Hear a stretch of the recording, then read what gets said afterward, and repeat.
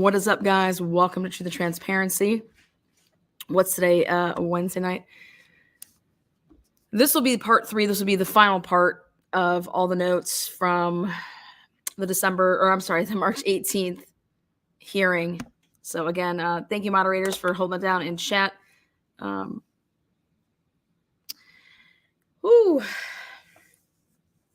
Again, thoughts and prayers go out to Riley's family, Riley Strain's family. I was just actually over supporting JLR and his work that he was doing, and being down in the bad parts of Nashville, Tennessee, at the same time that Riley went missing in that area. So sorry for the delay there. Again, we're going to jump right into it. This is Delphi, and myself and Bella, we actually went to Fort Wayne. I was eager to hear everything that, to be honest, I wanted to hear Todd Click. I wanted to hear it for myself. I believe in the Frank's motion. I believe that it is not bullshit. In fact, I believe that it is 100% facts. And but anybody that has read the Frank's motion, when you read that, and if it doesn't blow your mind away, I mean, wow. Never read anything like that in my life. Went to Fort Wayne, got to witness it in person. I'm not going to listen to, I'm sorry, mainstream media try to spin anything on my ass.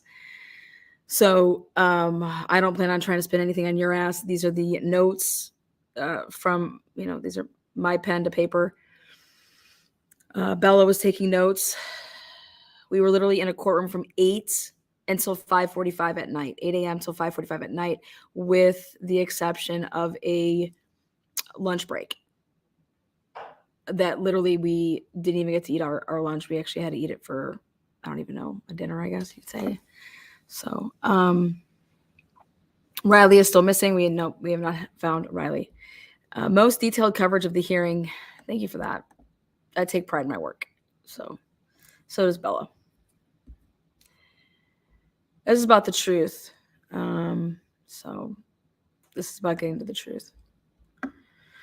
So where we left off on, this is going to be part 3. This should round it all up. But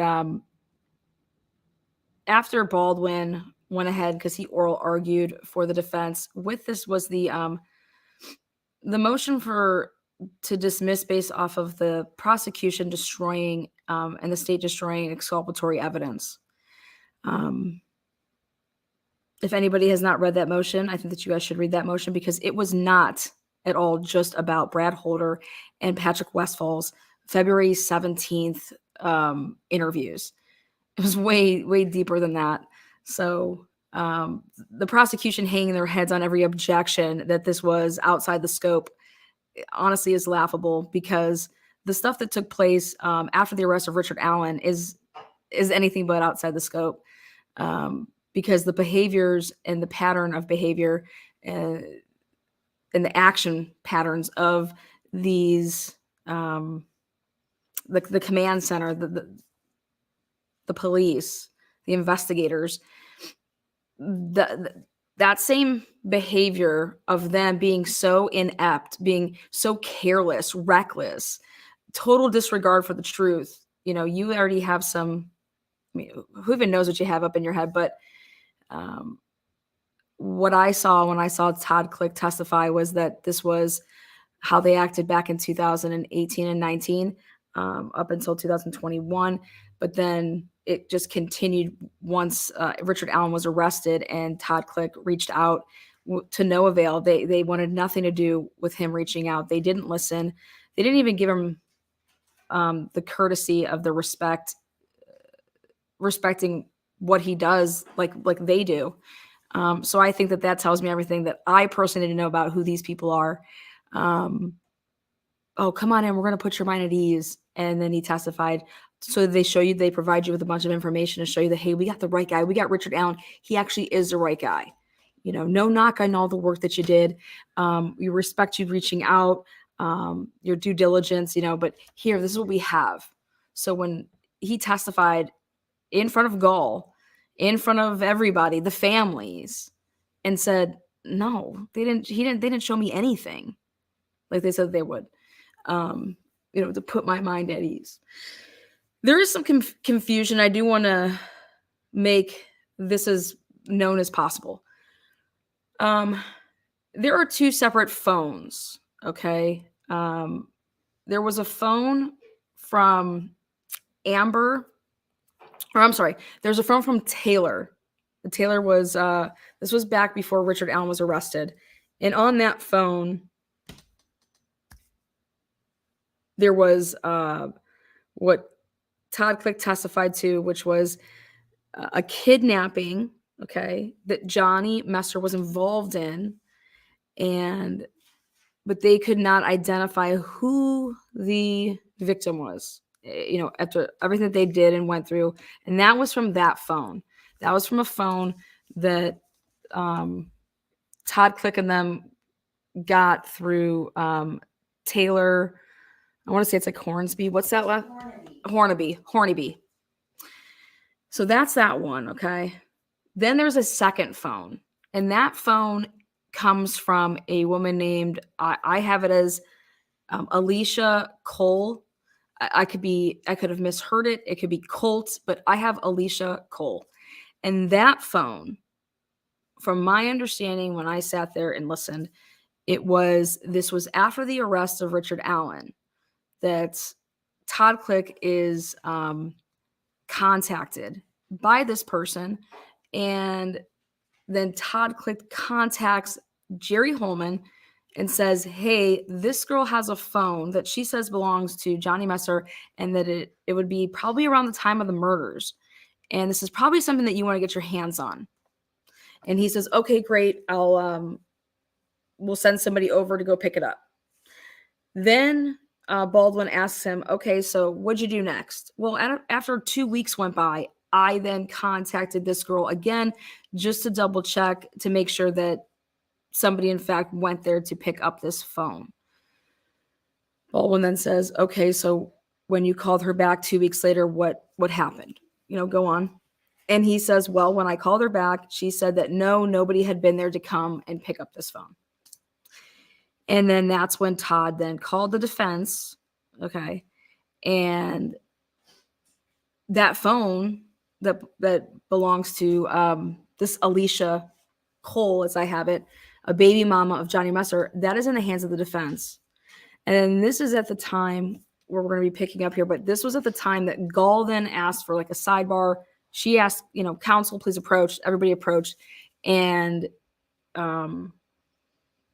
they didn't want to be getting into any of this stuff. And that's where we saw body language change in Carter. He wasn't himself. And he had some reactions with his body language to everything that was transpiring during that time. So, and that's very interesting.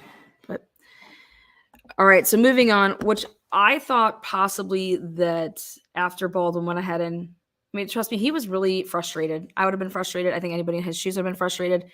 But after he basically rests his side, the state then, I wasn't even expecting this, but the state puts on a defense to this, to these accusations of destroying exculpatory evidence. So the state then calls to the stand their first witness, which is right here, state's witness. State calls Stephen Mullins, number one witness right here. And Carroll County, 2020 investigation, 2017 position, he was the police chief in Delphi. All right, Brad Holder, he asks, how many interviews was there of Brad Holder? There was just one, okay? One. Then they talk about, and they show state's exhibit number 1, which is is it Orion? It's an Orion document, which is in the reporting system. Oregon. Is that really what it is? It's Oregon. Yeah. Oregon report system.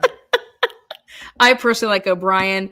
All those Irish names sticking with me because of St. Patrick's Day. Your last name is very close to that, so you should be fine. Anyways, there's this reporting system, and on February 2nd, I'm sorry, on February 17th, 2017, Special Agent FBI. So they want to get this report in. There's no objection by the defense. And then, so therefore, this FBI generated report, and it's a memorialized writing that has to do with Brad Holder. Okay. And so it states exhibit number 1 with this part of the second hearing. That's number 1. That's exhibit number 1 for them. Then Mullins would then be testifying to exhibit number 2, which was, he was then asked, what was your role in this investigation once the arrest of Richard Allen, handling the discovery? And this is when he testified and said, I basically, I was the tracker of the discovery, and would type up these logs, give and go meet with the defense, and they would sign for these logs, and they would get the discovery. So that's what he started to testify to. Now, this is items that should have been provided to Baldwin, Rossi, and these were, the item was a 3.5 external hard drive, and it had all FBI documents. Okay. And it included February 13th, 2000, this was on February 13th, 2023. There was a ton of disclosures, and Mullins said that he handed all of this stuff over to the defense. Then again, they refer to this report as 04. All right. And in it, where there were screenshots, they asked him, in order to prep for your hearing today, like, what did you do? And he was just reviewing some stuff. So that's what that was about. Now, in this state exhibit 3, there were screenshots, displays of the FBI files. There was search warrants. There was 5 different documents. There was the Indiana State Police reports. They were redacted 3 separate files. These were all too large, so they had to generate other reports and ways to save this shit. But the FBI, they had a generated report. And so then they ask him, okay, well, let's go back to this. When's the first date that you ever gave the defense discovery in this case, once the arrest of Richard Allen happened? And he said, December 2nd, 2022. That's the first time that any discovery was handed over to the defense. Okay. Now, the Brad's deleted material, the audio and video recording, it no longer was available. And so Mullins starts testifying to why. And he says, well, we got a new DVR system. And that DVR system, there was like a DVR on this file cabinet. And, and so when they set this all up, and it was just at the time of the murders, which is so convenient that they got everything right then. Yes. They're not really here, so you have to say it. Oh, you're just coming a little closer. So what I couldn't believe is we're literally going to sit through and listen to this guy talk about that he had training on how to work this DVR, and he contacted the vendor to try to get this DVR material back, and that they try to get themselves some, what they use the words as is Chinese software. You're going to hear about that. So let's see. Did you not? So they're talking about this video and how it was lost, but it really wasn't lost. It was just that it got recorded over. And it doesn't even really explain, it was just like a running DVR.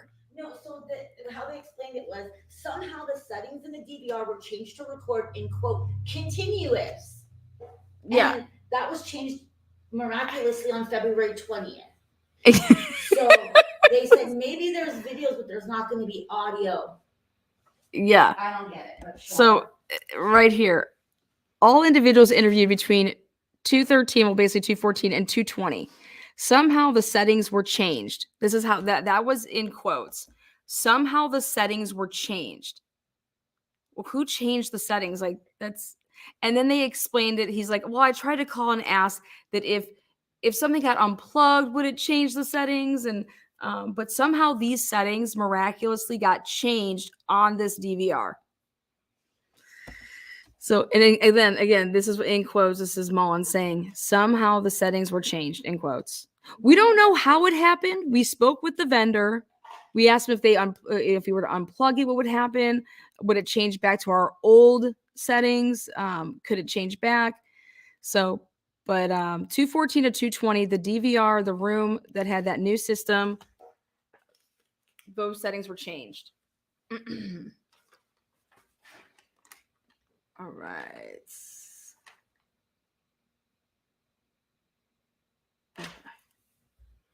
So let me just tell you how much was lost. 6 terabytes was on that DVR. 6 TB is lost during that time. Now, outside Delphi, the cops could be in there. Who outside of the Delphi police department had access to it? And so they were saying, yeah, like there was a bunch of different agencies that could have like walked past that or did something with it, you know? But Brad Holder was not interviewed by locals. Okay. Brad Holder was interviewed by, all officers were asked to find where they were, 213 or 214 to 220. So this is where it got interesting. There was never a fucking log. So there is no log to say this person was interviewed on this day, this person was interviewed on this day, you know, so what they try to do is they try to go back to all these officers and say, hey, who did you interview from 214 to 220? Who did you interview? But there was no log to say, you know, to list anybody and everybody that came into their, to the station. Okay. There's no fucking log of any of these people. There's no way to like, they didn't know. They have no idea who tested or who came in to give a statement because there was no log. Like back in the day, I just remember people, usually when someone came in here's a piece of paper that we have. You're going to write your statement. You're going to write your witness statement out. Okay. So you write your witness statement out and then, okay, then you're going to sit down and be interviewed.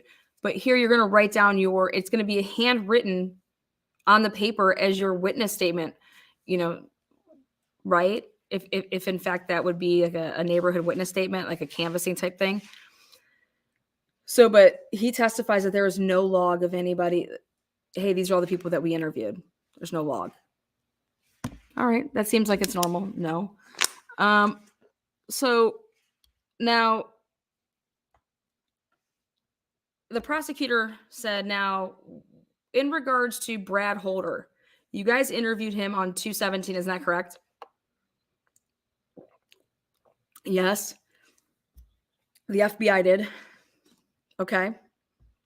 Now, that wouldn't be the only time that you did anything with Brad Holder. Isn't that correct? And he's like, yeah, no, that's not the only thing that we did. Okay. What else did you do?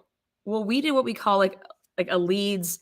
Like we followed up on leads. So basically we went to check on Brad Holder's alibi. Okay. So let's talk about that. So the additional info on Brad Holder alibi work. Okay. State's exhibit number 4. Will you identify, please? This is from Rich Davis, FBI. Follow up task officers, Fred Rogers, 2017. Leads follow up for work. Okay, so was that done? Did they follow up with the alibi that Brad Holder gave about him being at work?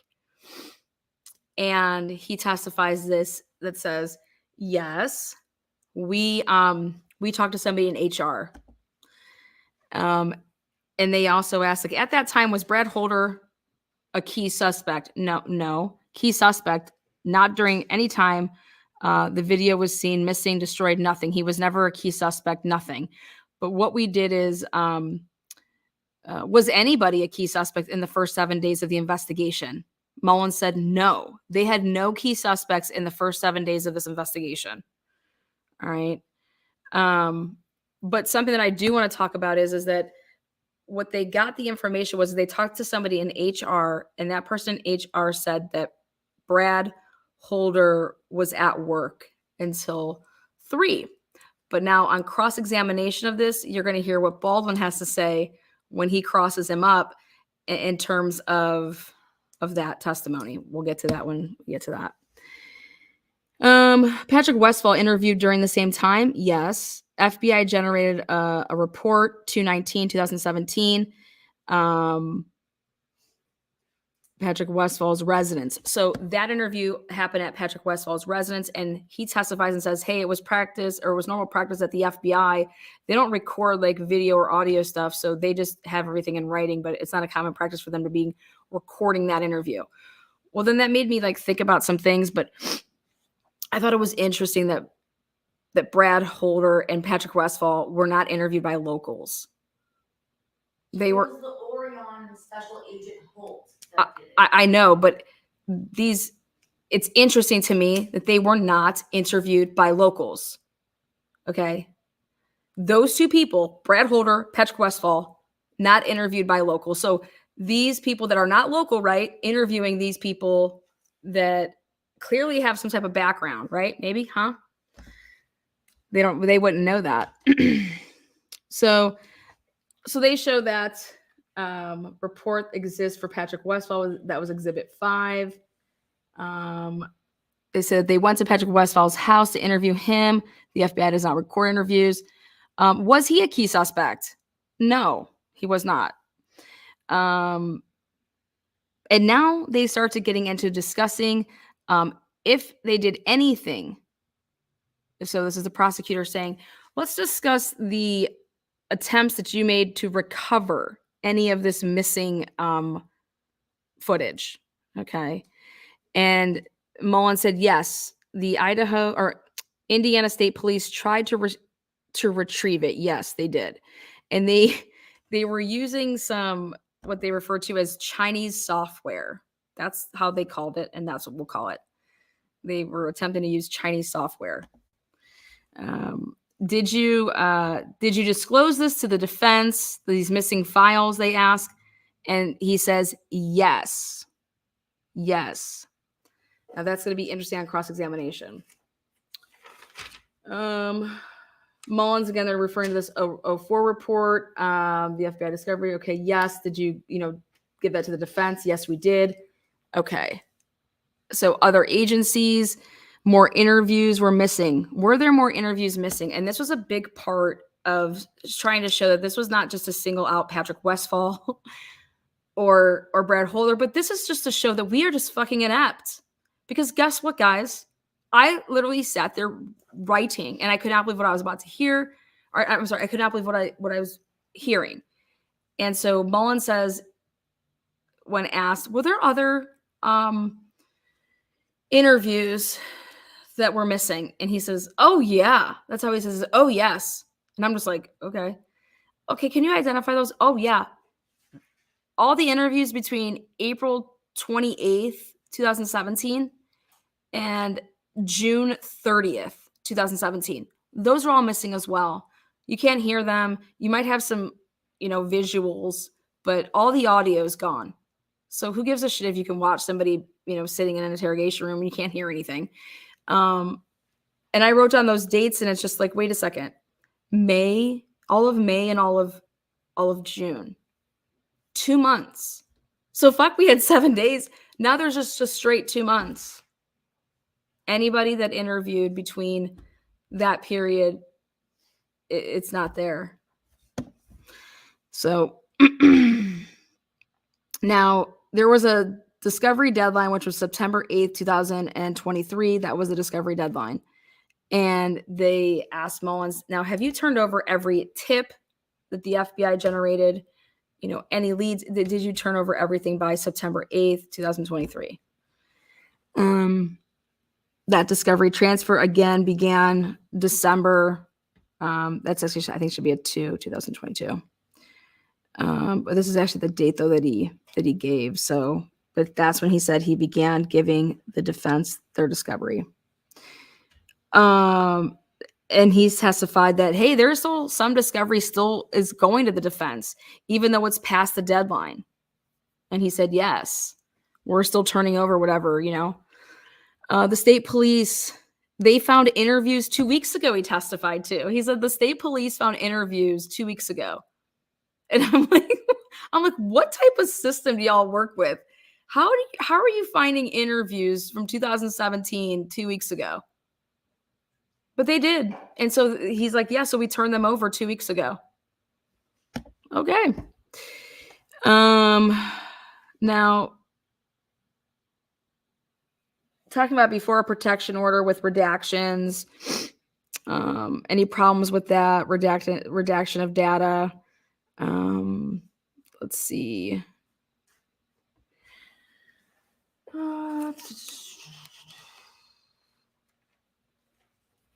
Now he's asked. Yeah, well, that's coming up in the cross here. So then the prosecution asks if any reports detailing, were there any missing reports? Did you let them know about that? The chain of that. And then it says, how do you memorialize a lot of your interviews? And this was Exhibit E. And it was it was not dated. Do you guys know how many reports that they did in the Delphi murder investigation that do not have dates on them? It was only the year. Like, what? Wait, can you repeat that? How are there no dates on these these written reports? There's no dates. There's no fucking dates. I've never heard of anything like this in my life. This is not a 1960 cold case, 1970, 1980 cold case. This is a 2017 double homicide in the limelight right away, and y'all aren't putting dates on your reports. That's just like, how do these people keep jobs? Like, how are these people not getting fired? Whatever. So there's stuff that's not dated. You guys wrote this one out in 2017, but we got it in 2024 after they requested it. So this is a report that we got in 2024 that y'all had in 2017 with no date.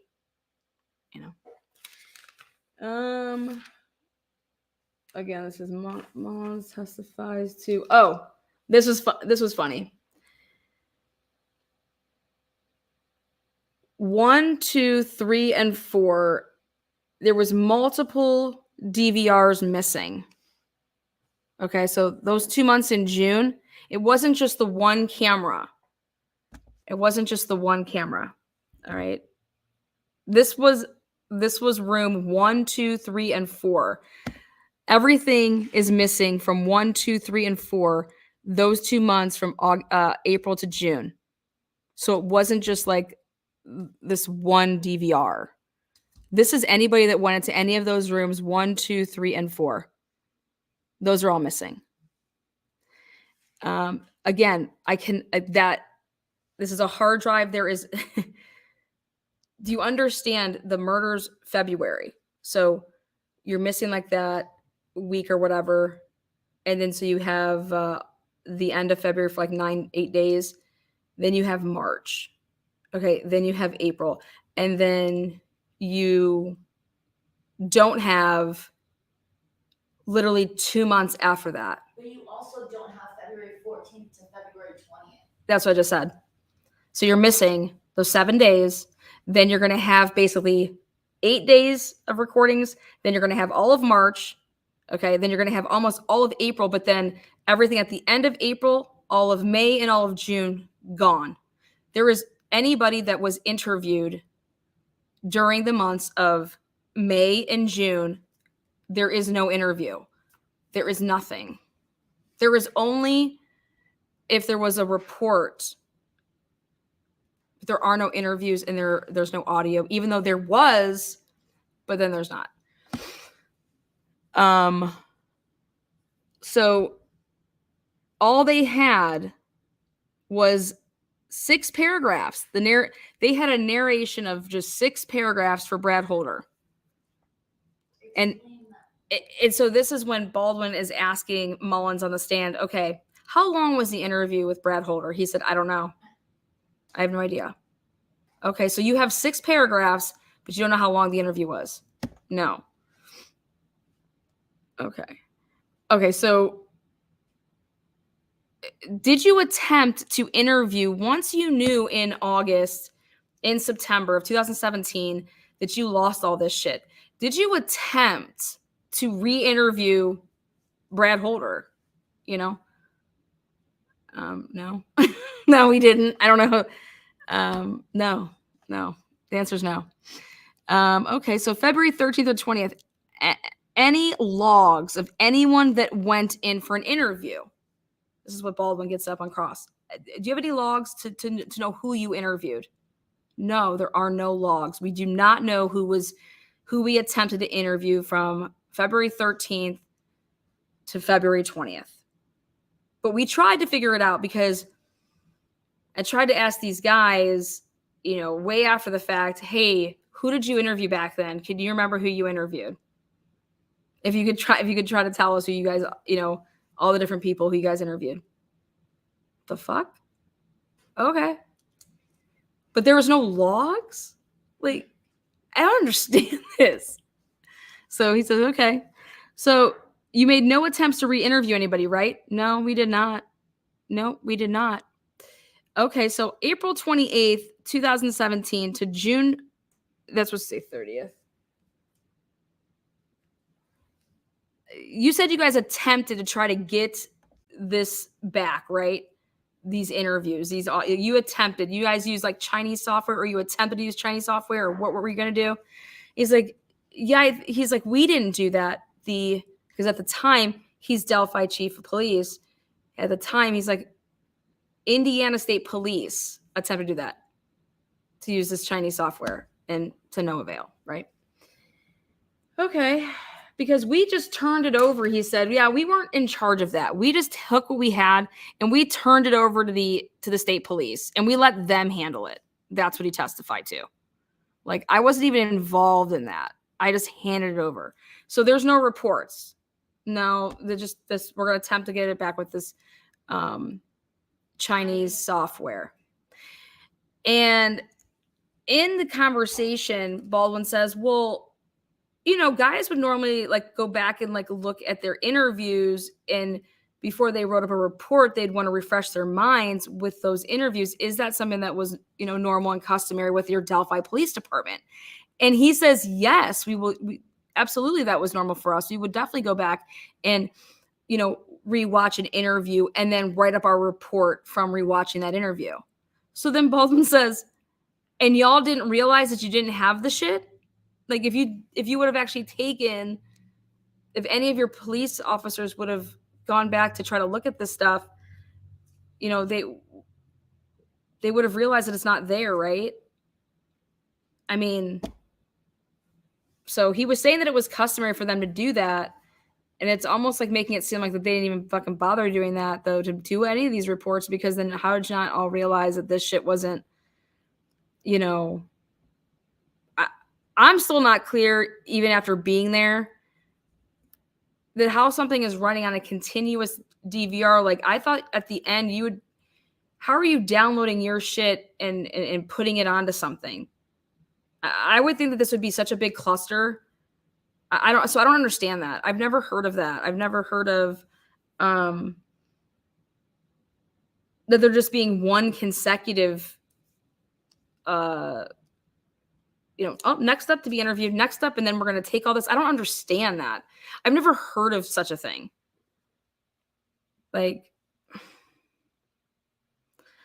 I don't know, guys. It doesn't make any fucking sense. It truly doesn't.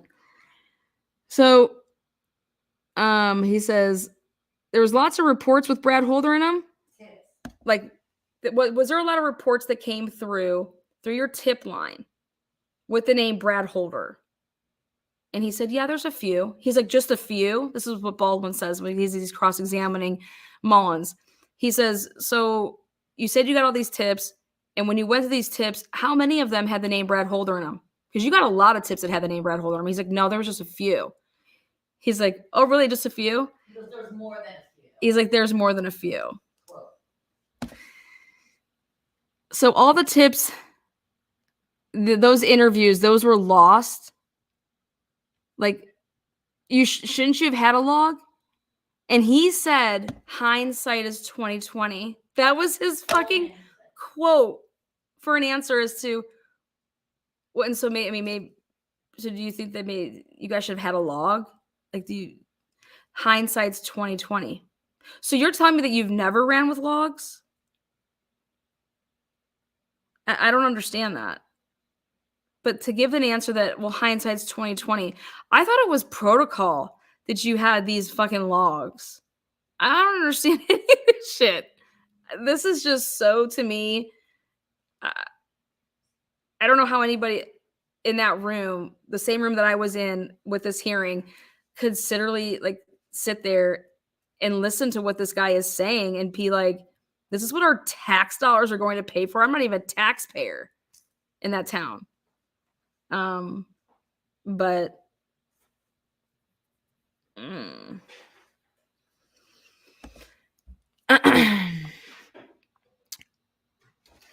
so let's see. Oh, there we go. And then he goes, okay, I want to talk about the whole Brad Holder's on cross. I want to talk about Brad Holder's alibi. You testified to Exhibit 5, Brad Holder's alibi. I want to talk about that on cross-examination here. So he says, you testified that you contacted a human resources person. And isn't it true that that human resources person actually told you that there was a video, that they had cameras on their, you know, at this establishment? So my question is for you, Mr. Mullins, did you guys go and get the video? Did you guys go and get the surveillance camera to actually see if Brad Holder's vehicle, you know, went through, or, you know, on his way to work or on his way home, leaving, coming, anything like that? And he said, yeah, no, we did not. We did not go and get the video, the surveillance video to look at. So when you talked to HR, they told you that it looked like he had clocked in and clocked out. And they told you, well, we also have surveillance if you want to come take a look. And you guys didn't go take a look. So then, you know, Baldwin's just like, so anybody could have just clocked in and clocked out. You didn't go and ask any questions like, did you see your homeboy, you know, Brad Holder here working? Because again, remember, tons of tips came in with this guy's name all over it. This was the dad of the boyfriend of one of the murdered children. Right? Right. So somebody could have clocked in as Brad Holder. You know, did you check to see if Brad Holder switched cars with his son that day? Objection. That's her objection. So an officer could have asked for videos to do a report, right? And this is when Baldwin gets into that part of the cross-examination, and he said, yes, it's common in Delphi. So Brad Holder was never a key suspect. Patrick Westfall, never a key suspect, right? Isn't that what you said? Then again, they went back to a redirect with Mullins, and they went over and they showed Exhibit E and Exhibit F, which both of these had no dates on them. And it was the Delphi case, and it was investigative reporting. And what he went and showed is that don't worry that there's no dates, because we put the FBI number, we put the Carroll County case number on it, and we put that it was an investigative report and it was the Delphi case. And that's how we know that it is part of the Delphi case, and that but there's no date. They did all of this, but you know, it's okay that we didn't put the date because we have all of this. Like, we know what's up. I couldn't even believe it. I was just like, I can't even keep writing this crap. Now Mullins was the discovery bitch boy, I call him now, because again, he was running the discovery back and forth to the defense. And so Baldwin basically tears him up and says, let's talk about that discovery, you know, running that back and forth. You waited until way later. You didn't come to us and say, hey, by the way, okay, February 14th through February 20th, there's no videos of any of these interviews. And then also all of, May and June, we're missing those too. You didn't say anything like that to us, did you? And he's like, no. In fact, you didn't tell us about any of this until when? Until 2023 or 24. I'm just like, Jesus. And it was because we had to inquire about some things. Isn't that right? And so that was how all that cross went. And it was just, oh. And then he says, now let's talk about, isn't it true that one of the last times you brought over Discovery, you're like, hey, there's going to be some videos on there that are just blank. And we don't know why they're blank. We have no idea what they are. There's just blank videos. Do you remember that?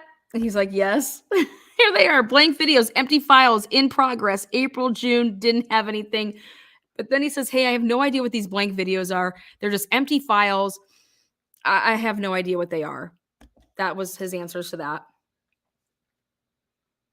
Now to see and hear that in something that you're turning over has blank files or something that looks like it's just like when you would play, it's just like blank. That looks like somebody tried an attempt to delete it, So I'm wondering if there's a way to take a look at that, if somebody could, look and see if there's a way to prove that these were, was this on purpose? Was this just that was like a big deal to me. I have like a zillion exclamation points. Empty files were given to the defense. Yeah. That's a huge deal. Why? How does that even happen? And like, if you're asking for discovery, that you're given empty freaking files. Yeah, like where are they? Like they were there at one point if there's even like a file folder for it, but now not only is there a file folder for it, but then there's an actual like the next thing under it would be like, okay, it's supposed to be a video and you go and press it and it's just blank and there's no video. And it was like multiple. This wasn't just like a couple things. This was like, I don't understand that. I don't understand how, if you're putting together discovery to give, how are you even giving blank files? Wouldn't you just like not be giving that? Or I don't know. I don't even know how that even works. I'm being asked why Judge Gall wasn't more upset at these missing erased things, because that should cause concern. Yeah, I think a lot of things should cause concern.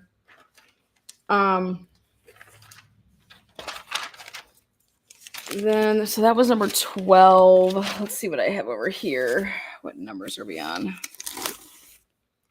Carl, would you like to add anything? I mean, I have a lot, but it's just going to be going back.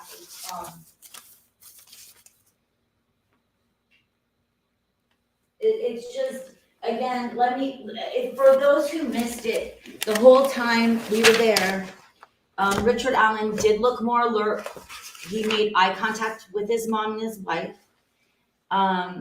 He also, just for everyone understands this is a man who's not convicted yet. Okay, he hasn't had his trial. He was shackled. He was in an orange jumpsuit. He had a bulletproof vest on inside the courtroom at all times, and his hands were shackled to his chest. Elo, do you want to show what his hands look like? You guys have seen the video of him, like where he looks, he has a wet shirt, kind of, it's wet. The first time we got a picture of him when he lost weight, how his hands are there is basically how his hands were the entire time. They're shackled to his chest. Yeah, they have to be like right here. So the whole time we're in here from, 9 a.m. and they brought him shackled, the 4-hour drive over, he was shackled. He sits there shackled, and then goes back shackled. I don't know what they're going to do in front of a jury. They can't do that. I just don't understand how this is what is seen. And also there was someone from 2020 sitting in front of us. He didn't, as far as I know, didn't stay the whole time. As soon as we got back from lunch, I didn't see him anymore. I don't know if there was another correspondent that was there that took his place or if he was sitting somewhere else. Who? The guy from 2020 that was like right in front of us, Alex. Oh yeah. And so I don't know how mainstream media, I mean, no knock on him, they might have called him back and said, hey, hurry up, get this to press. And that's the problem with media, is mainstream media is they're owned and they own you. The advertisers own you. So it might not even be his fault, but if someone's not there the whole time, how can they give you an accurate description of what's going on? Thank you. Something that I want to point out that I think that why things shouldn't have been overruled, and why certain things should have carried on. Baldwin and Rousey's motion here to dismiss for destroying exculpatory evidence, if you read through that, it does not only talk about Brad motherfucking Holder and Patrick Westfall's February 17th date of anything, okay? It elaborates way beyond that, okay?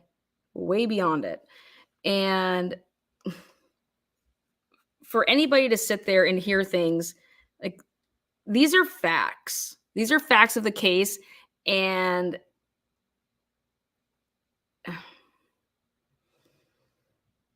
from day one,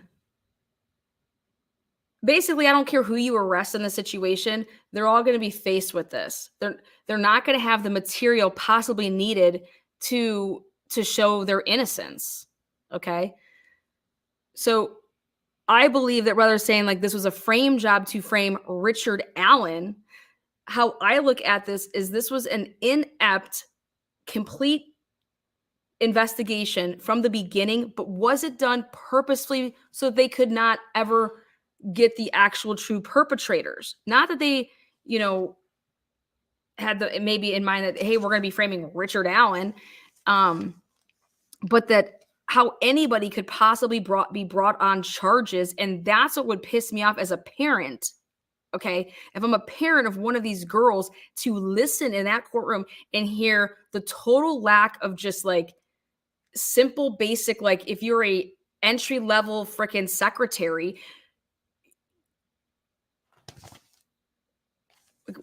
whose role is it to like, so it's your role to make sure that this DVR worked and you didn't check it at the end of a night, especially that it was something new.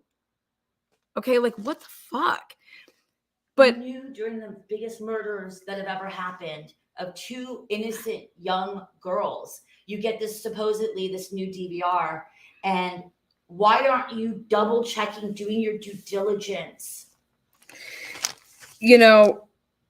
So I really want them to hit more on this part of it, which is explain to me how this whole discovery stuff was really supposed to work, though.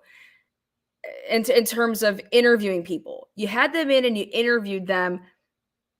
They didn't have their own little clip, like their own little hour or 2 hours that then you would like, if I'm going to interview somebody right now, I press and record play, right? Boom. That's its own separate. And then when it's done and I press end, boom, that's its own like interview, right? This isn't like a camera that's on 24 hours a day, just rolling film, is it? So explain to me the process of what you did each day. And that's kind of what I wanted to see that wasn't kind of asked. And maybe that's going to come out in trial. I think it does need to come out in trial because I think you need to really hit home on, okay, so you would sit somebody in the room and then you would click a button, right, to press play, to record, and then you would press, stop. Then what would you do from that point to log it? To log it, to download it, and to upload it to whatever it needs to be so that it's like, hey, this is listed as Brad Holder on this date. Okay. And then you put that with that file. Like, here you go. Here's a thumb drive. Boom. Explain to me that process. With the written report? Yeah, with your written report once you write it up. But explain to me how any of this could possibly have gone like, I get that it may have been wrote over on a hard drive because it does it both ways. I had it in my thumb drive. Like when I make a video, it'll automatically save to my software, okay? Unless I tell it not to. So I have it two ways then. I have it to my software that automatically does it, but then I also can save it to my hard drive. So please explain to me how each individual person didn't have their own individual file in some sense, that's where their information was being stored. I don't understand how somebody could just run on a continuous loop. That makes absolutely no sense. Are you guys understanding what Ella is saying here? She's saying, like, after you're done with an interview, wouldn't it behoove you as an investigator to go grab, like, the recording device, whatever it is, take it, and however you're going to log it, if you're going to rewatch it there, you're going to listen to it, whatever you're going to do, just to make sure you got everything and maybe write a report. But there is no log. Well, I also think to do the whole, like, put it in evidence. Where is the evidence locker when they say, like, here, I have to, so you have like a working file that you make for yourself, and then you have like the one that goes into the thumb drive that would go into evidence. All right. So where is this custody? Where is this chain? What the fuck are we talking about? And, you know, I think that Gull kind of strapped him when she said, you only have 1 day to do this. When it was asked, like, we need 2 days. And she said, no, I'm giving you a day. Just like how she's going to try to say that this trial is only going to take place in 2 weeks. I have no idea how that's remotely possible. There's no way that this. Well, I'd like to tell you guys something. I know that I can say definitely 2 months of this is true, but we just found out from somebody that the defense, Rossi and Baldwin, have not been paid for 5 months. And why they haven't been paid is because it's Judge Gull's discretion, and she hasn't released their payment. And I don't, for the life of me, understand that. And if judges really do have that kind of discretion. Is that how they're reporting it? Murder Sheet said that they just gave up and no closing arguments. Again, God bless those people. Who gave up? The defense? Yeah. No, also, well, actually, they were about to admit a bunch of things. And then Rosie stood up and said that he had an objection to things just being put in. I got to get my notes. And he hasn't even been able to review the things the state wants to put in because it had never been turned over to the defense. Yeah, they were just for the first time seeing things in that fucking hearing. I've never seen this before. Like, God bless those people, because I have no idea how literally a bunch of us could all sit in that room, listen to that, and think that anybody remotely gave up on the defense's side. They couldn't get in anything to save their lives. Rosie said the DOC just gave me the filing. I've had difficulty getting all of the documentation. And I have an objection to the state just getting it because I haven't even had a chance to look at it. And that was to do with the medical files for Richard Allen. Right. And I want 15 days to review it and see if I want to disclose it to the state. And if I want to redact certain parts, if I want to disclose certain parts. And I couldn't even, my jaw dropped that Gull did give them 15 days till March 29th. To review it, because she wasn't giving them leeway for anything, you guys. It was a miracle anytime that happened. So when you actually go back and look at, you know, now that you got to hear this all in person, and you go back and you look at this Big Daddy, I'm telling you what you need to go look at. Everything that's in here about Todd Click is 100% fact. Todd Click testified to it.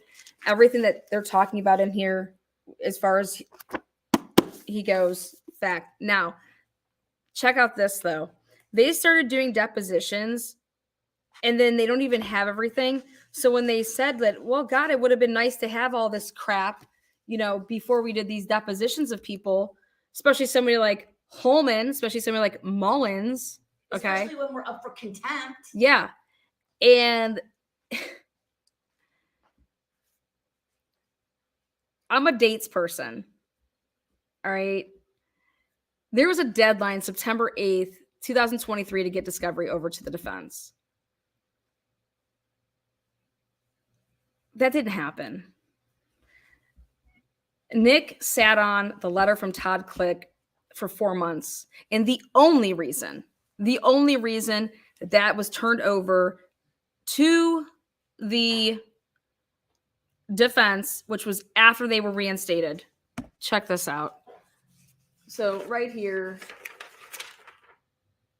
on January 31st, 2024, after being reinstated to the case, the prosecution turned over discovery to the defense, including a letter which was cataloging the evidence that the prosecutor was turning over to the defense.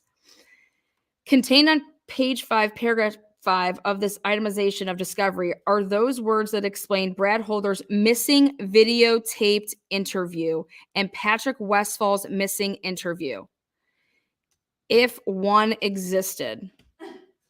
Do you guys see this date? Do you guys see this date? Do you guys know what today is? Today is March 20th, 2024. Tell us what date of hearing was. Okay. But on January 31st, 2024, after being reinstated to the case, the prosecution turned over discovery to the defense, including a letter cataloging the evidence that the prosecutor was turning over to the defense. Contained on page 5, paragraph 5 of this itemization of discovery is right here. Are these words that explain Brad Holder's missing videotaped interview and Patrick Westfall's missing interview, if one existed, due to a DVR program error discovered on 9/20/2017. All recordings up to February 20th, 2017 were recorded over. Who gives a fuck if stuff was recorded over? That means your hard drive. That's what I would think. Your DVR is the hard drive. I spoke with somebody that's very, very tech savvy and runs security systems and does this. He said, if something was recorded over, that's your DVR. But where's all the saved material? He said, Lana, you would do exactly what you're saying. After you would interview whoever, or even if you were going to do, okay, let's take all the interviews from that day, you would then download those and have those completely separate on a thumb drive, in a hard drive. You would have those separate. But yeah, of course, after 3 months would stuff begin to be recorded over. But that's your DVR. That's not you saving your work. That's not. He said this is a lie. He said this is. Of course, it's not there on the DVR. Why the fuck would it be? Why would it be on the DVR? You understand? You understand that? You would save it. Why wasn't it saved to a thumb drive? Each person that you interviewed, why wouldn't that be saved? A DVR is temporary. Everybody fucking knows that. How do you not know that? Okay. There is no detectable audio found on this drive. Remember, Brad Holder and Patrick Westfall were interviewed during this very short window. But nowhere here do I see that, oh, hey, by the way, April 28th through June 30th, we don't have those either. The videotaped interviews were deleted by the police. It is unknown what other interviews were deleted during the relevant time frames. Do you guys understand that when they wrote this up, they didn't even know. They didn't even know that we're missing April. 2 days in April, missing all of May, or missing all of June. The fuck? Who do we? So then who do we have interviewed? Who do we have even interviewed? I mean, this is bad shit. The destruction of material interview of key suspects. So this was the other thing that kind of pissed me off, is it's like, read this motion. This is not just about Patrick Westfall, all right, and Brad Holder. This is just about the investigation period. And anybody that would be in the shoes of Richard Allen, how can you prosecute anybody? It's not just him. It would be anybody. And then how can you as a defendant defend yourself when, oh my God, I should have had my hands on all this possibly exculpatory evidence and it's just gone. Well, no, you don't get to prosecute me then. Fuck you. You do not get to prosecute me. You fucked your case up, and how these family members are not irate. I'm telling you, that doesn't make sense to me. That doesn't make sense to me. I would be losing my shit if I sat in that courtroom and I heard that these fucking police officers that we pay. I'd be losing my shit. Wait. You have all eyes on you. How do you think you can get away with this? Oh, well, let's just let this carry on for all this time, and then we'll start getting rid of shit, and we can act like we got rid of it, at this date or that date. Who knows what the hell they were doing? But if I'm a parent and I sat in that room like I did, there's no words that you're going to sit here and say, there's only one person to blame. The people that investigated this, why nobody should be charged for the murders of Abigail Williams and Liberty German is because of the police. Period. Because I don't even know if you'd be able to. I do believe that I think Richard Allen, I'm sorry, but there's just nothing there. But let's even say that Richard Allen didn't do it. How can we go and prosecute anybody with the fucking work that y'all did? You can't. And the FBI should start taking fucking notice of what's going on, just like they did in the Karen Reed case. So bring in, come on, hello. Do you not see what's happening here? I mean, if they started to look at the Karen Reed case, which again involved cops, and different, you got state police in Massachusetts, and you got the Canton police. Now here you're looking over here to Delphi, and you're talking about multiple local agencies involved. Then you're talking about the state police. Then you're talking about, the sheriff's department. Now you're talking about the FBI had just their hands in a couple things, interviewing and whatnot. But Delphi never lost jurisdiction of this case, right? I mean, whose case was it? Who took over? Did Indiana State Police, did they take over it? Did Delphi always keep it? Go back and check that out. But the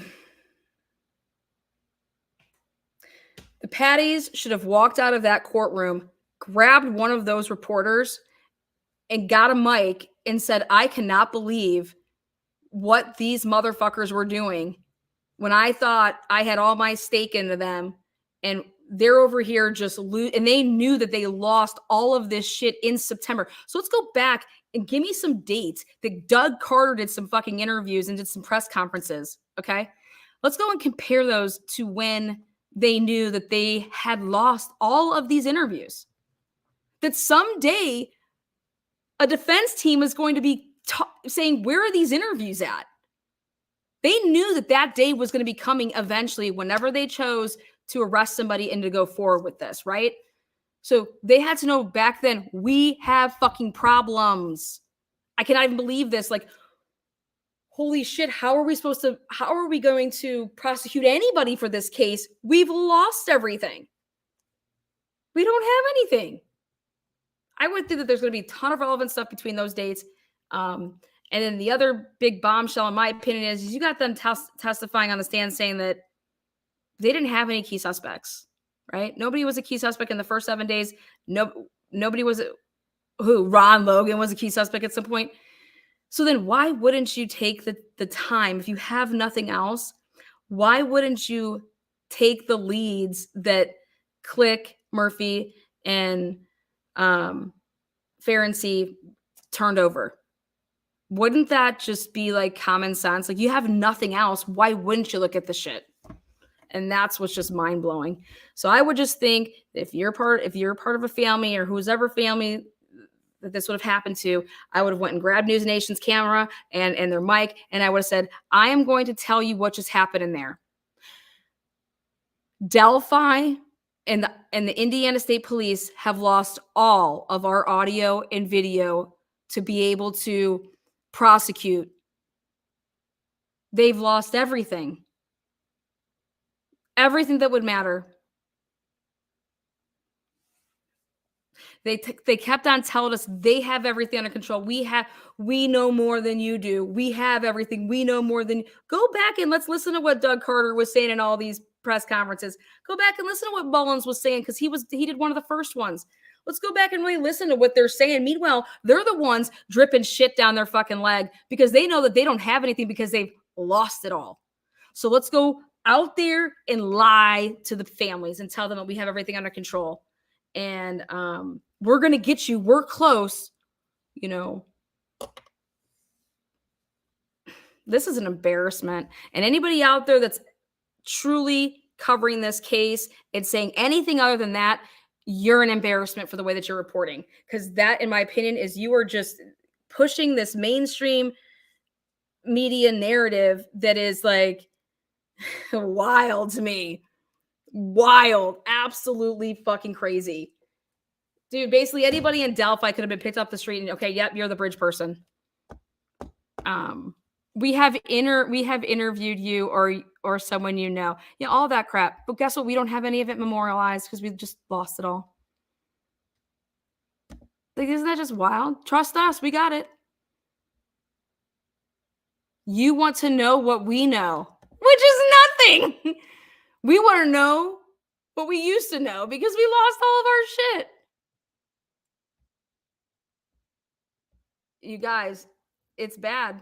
It's bad. And anybody who is literally, I'm sorry, reporting on this case and is saying anything other than what I have said in these 3 videos, you are a damn liar. I sat there. I watched it all unfold. And 100%, Rosie said that when he testified, Holman says, oh, yeah, those pictures, I got them from the defense when I was depoed. No. Rosie got on that stand and says, well, I can tell you this. I've never seen picture 3 before, and I've never seen picture 4 before. And picture 3 was some handwritten stuff. But picture 4, we believe the way that it was exactly testified to was that there was some dark markings and that there was some circles on it and that he had never seen that picture before. And what Holman had testified to, which is what Rosie, contradicted basically, was that, oh, the defense had circles and we had rectangles. And that's how I know that when I was in the deposition, they were redacted and they were redacted with circles. And we redacted them with rectangles. I think someone's playing all you guys like fiddles. That's what I think. All right. I've never seen any of it, but all I know is that I don't think that I'd be in a war room showing redacted photos. Whatever. But could the rectangles cover the circles? I just don't even think there should be. I don't think there would be 2 of the same. I think I said it best the other night. Okay, let me explain to you guys something. Back in the day, if I would give out material to people on my team and I was questioning if I could trust them or not, I would. So take a look at this picture right here. All right, let's say that I had to give this piece of paper out to you guys. And I said, all right, well, here, you know what? I'm going to take a screenshot of this piece of paper. And over here to the right, on the one piece of paper that I do, I'm going to go like this, just to make this little marking. Take a screenshot of it, and I'm going to send it to Susie. Then I'm going to do the same picture, right? And here I'm going to, instead of having it like this, I'm going to do another screenshot, but I'm going to make a little dot like this. So that's not on this one, but that little dot is, right? And then, what I do is I give Susie the one that has this on it, and I give Timmy the one that has this on it. All right. And then let's say I give somebody else one that has both of them on it. And then I pay attention to see which one of these people is my culprit for the leak. For example, this would mean that, okay, this leak is going to eventually surface, right? But I just played all you guys. And I said, I'm trying to figure out who I can't trust in my, let's say out of my mods, because I'm discussing things with them. And so they're privy to things, right? And then I see surfacing just the picture that has this right here.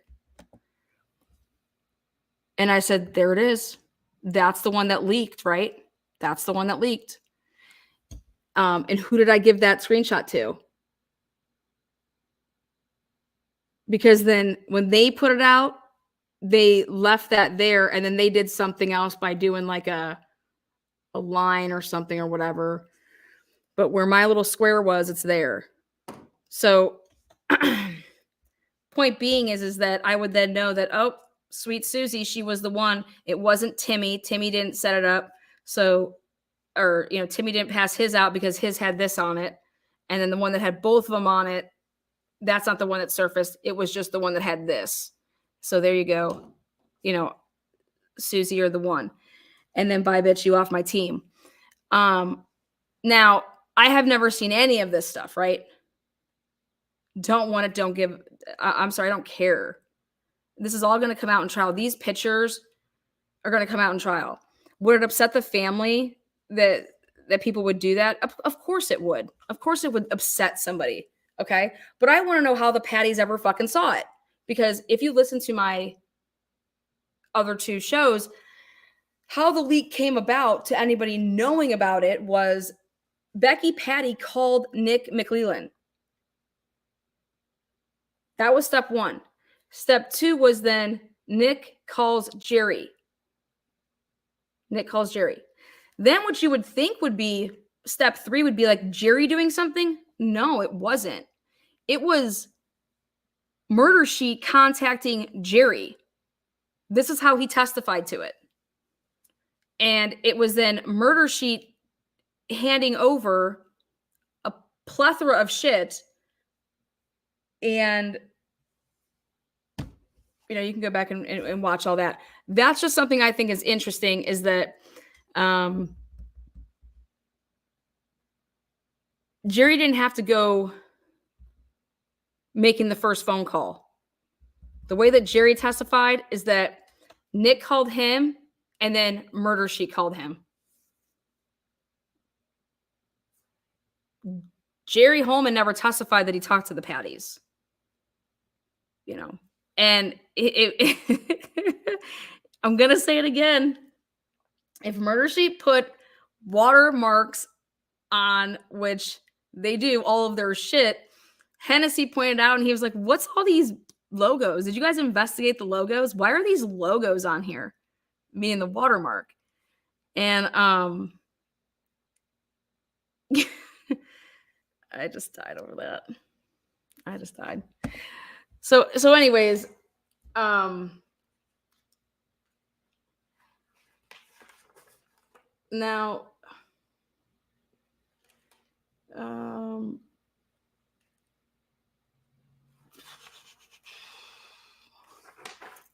what was the last thing I wanted to show? In a criminal investigation, the interviews of potential witnesses must be preserved, such as the precise words of Holder and Westfall in their 2017 statements. Now, what they relied on heavily was to say that, well, this was before we had, any knowledge of any of this other crap with the, with them, finding all this stuff out in 2018, 2019 with Brad Holder, the Todd Click angle, right? So this prosecutor kept on going back and saying that this was outside the scope. This is outside the scope. This is outside the scope.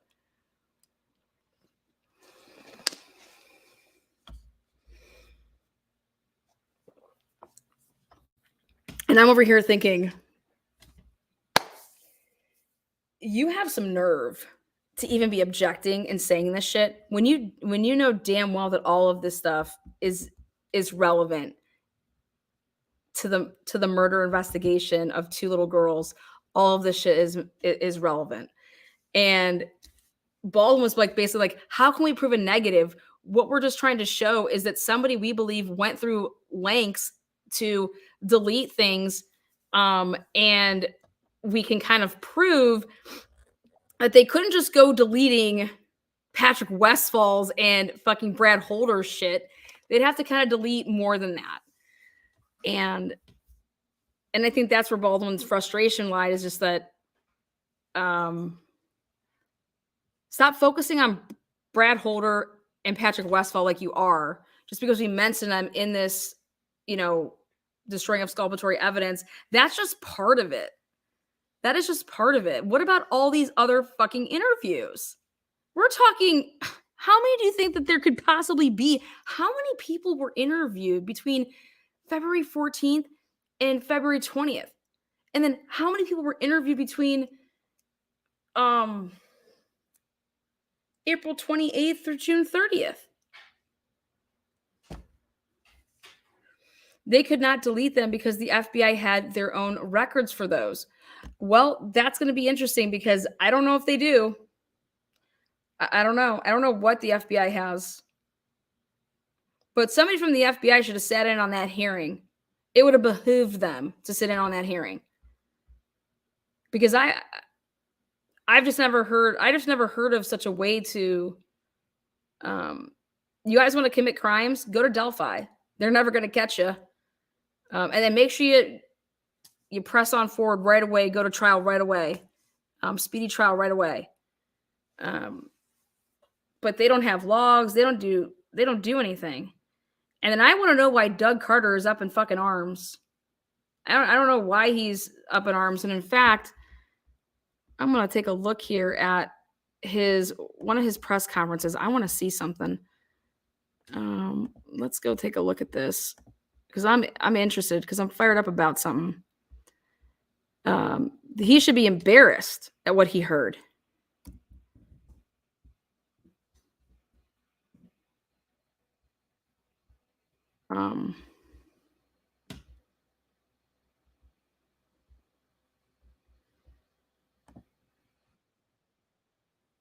Okay, Doug Carter, Delphi. We'll do September of 2000, and I think it was 18. Here we go.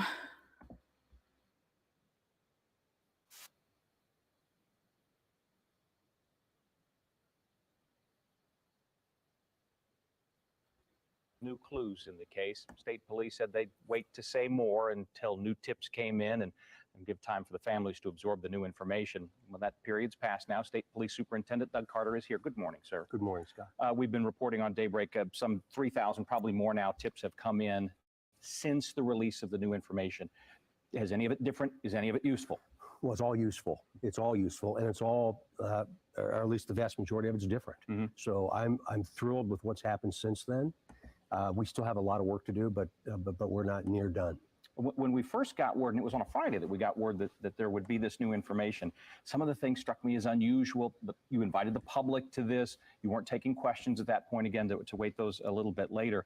And then in that briefing, it seemed like you were speaking directly to whoever did this with the sense that that person might even be in the room. Yes. Do you think that person was in the room? I think if he wasn't in the room, he was close by, but I'm 100% convinced he was watching. Why? Because of all that's happened over these last 30 months, the information that we had received, the information that we knew, and I hope to one day be able to tell that story. You said something during the briefing that struck me, that you feel like the investigators may have talked to him. Do you think that at some point or since then that one of your guys has gotten in front of this person and asked him questions? And if so, then how, at that point, did it not lead to an arrest, and how could it moving forward? Well, I think it's likely. I think it's likely. There's a lot of opinions out there. There's a lot of subjective opinions. There's a lot of analysis being done, which we're trying to encourage folks to not do those kinds of side-by-side analysis.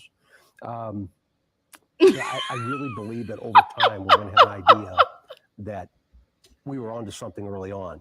But remember, this isn't a 43-minute TV show. Hmm. We have to understand. Wait, did you just hear that? We were onto something early on. What is he talking about? There was nothing there. You guys were onto shit early on. Let me just hear that one more time. But I really believe that over time we're going to have an idea that we were onto something early on. But remember, this isn't a 43-minute TV show. Hmm. We have to understand that's not just science, but it's also human intelligence, what people know. Somebody knows whose body that is. Dead right there. Dude, the testimony from Mullins, Holman, Did you have a key suspect? Was there anybody that was a key suspect in the first 7 days? No, there was not. So what are you talking about? We were on to something early on. This was a 2019 interview, okay? May of 2019. All right. Who were you on to early on? Because we know it wasn't Richard Allen. We know that. So who were you on to? Who? And I think that this interview needs to be clipped, sent to the defense, and when Doug Carter has to take the stand, play this and ask him, who were you on to early on? Or were you just lying to the public again? And you're allowed to do that stuff. Go back and look at look at O.J. Simpson. You can bring in video. Okay, look at the Karen Reed case. They want to bring in Karen Reed's interview with 2020. Bring this in. This is important.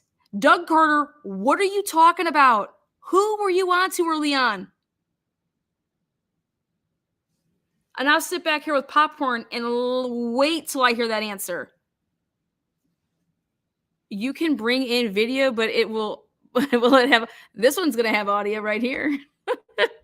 Don't use this one where I'm on it, but I want to know who the hell you're talking about right here. God, somebody knows. If you take the head off of a person that you know, you'll recognize the body, whether it be your dad, your brother, your uncle, your friend, your neighbor, your coworker.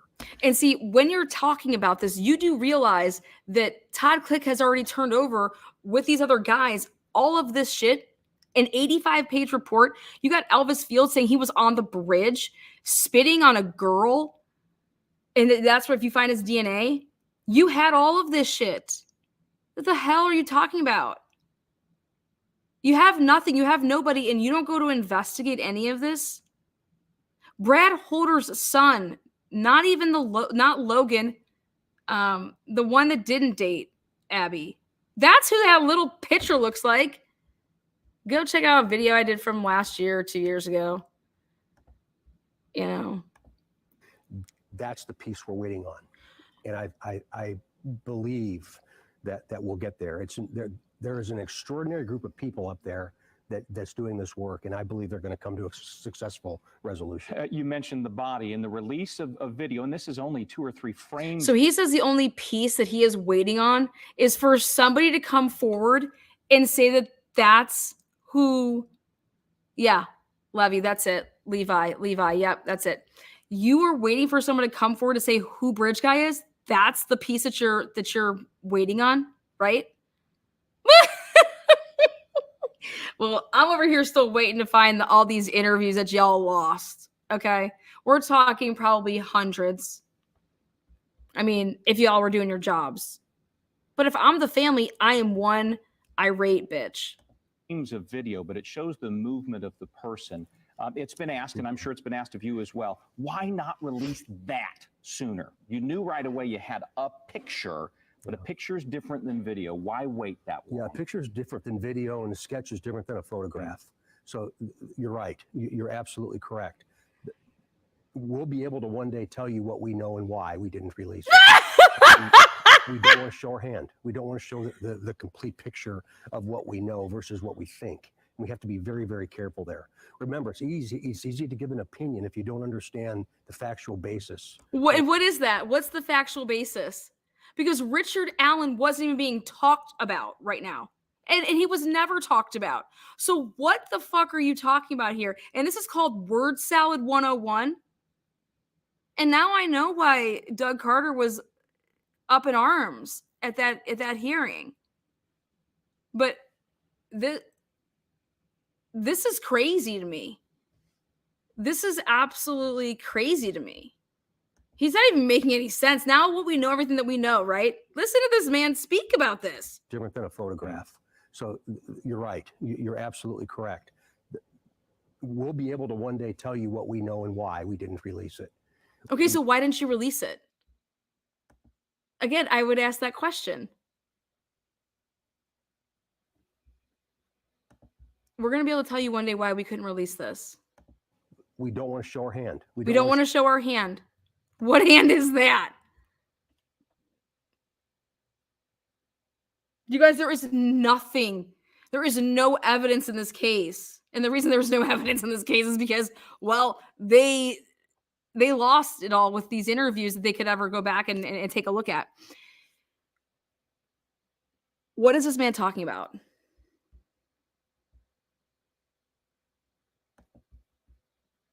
I want to show the complete picture of what we know versus what we think. We have to be very, very careful there. Remember, it's easy to give an opinion if you don't understand the factual basis for what we've done and why. I don't mean that in a critical sense, but we have to protect the. Well, I can tell you what's fact. This is a factual basis that you lost every interview that you took from February 14th to February 20th, 2017. That's a fact.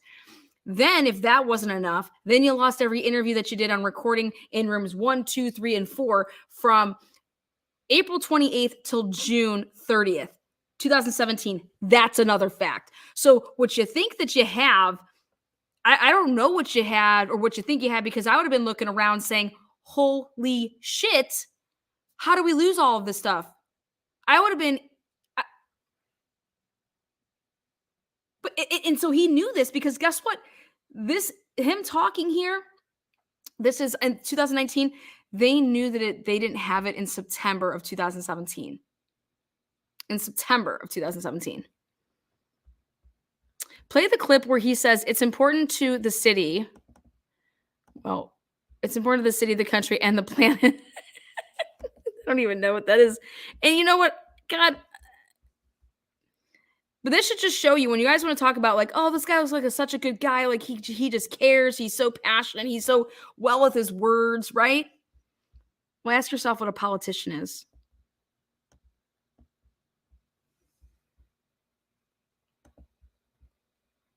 The integrity of what we know. And geez, we're going to stay at it. The sketch, and to be clear, and you did clarify this after, but in case folks didn't hear it, you don't want them to look at both sketches anymore. You only want the newly released sketch, correct? That's correct. But remember, a sketch is not a photograph. Right. It's something similar to a resemblance. And the No likelihood shit, of this Kurt. being something between the two is probably pretty strong. But again, that's a subjective opinion based upon what I believe. And certainly you've shown frustration at the killer, at the fact that it takes a long time sometimes to find this. The families have got to feel frustration as well. And one question that occurs to me, if they are fielding rumor that you said you don't like, that you could head some of that off by sharing some of the grim things that a family shouldn't have to share. Why is it that we don't know how these girls died? Why is it that we don't know if, for instance, they were sexually assaulted? Because only the killer knows that, and so do we. That's why. That's why. And you're right. It's the frustration for the family is something I can't even begin to fathom or understand. And we've tried very, very hard to stay connected with them, Scott, throughout this entire process. Is that true? What about? But remember, what about Carrie people Timmons? starve Did for you guys stay information, in touch with her? What about Carrie Timmons? You guys didn't even want her at the press conference. This is all lies. This is all fucking lies. I can't handle being lied to. I can't handle being lied to, but you're asking me for help. When you reach out to the public and you show us sketches or pictures or things like that, you are asking for us for help, but you are going to lie to me. I have a problem with that. And now I know that it's a lie because I sat in that courtroom and I listened to the testimony, and Todd Click is 100% believable. And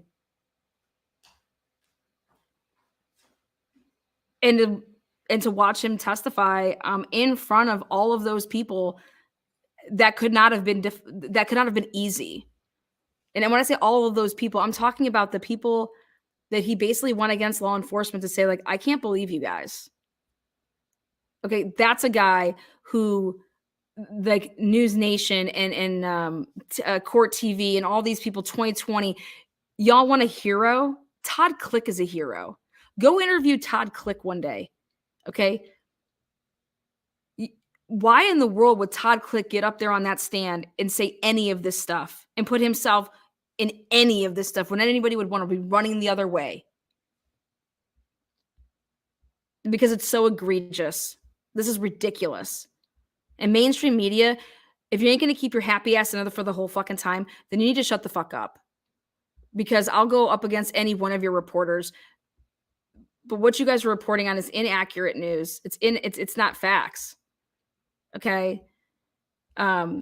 what Todd Click had to say and what these law enforcement personnel testified to, and how just sloppy they were.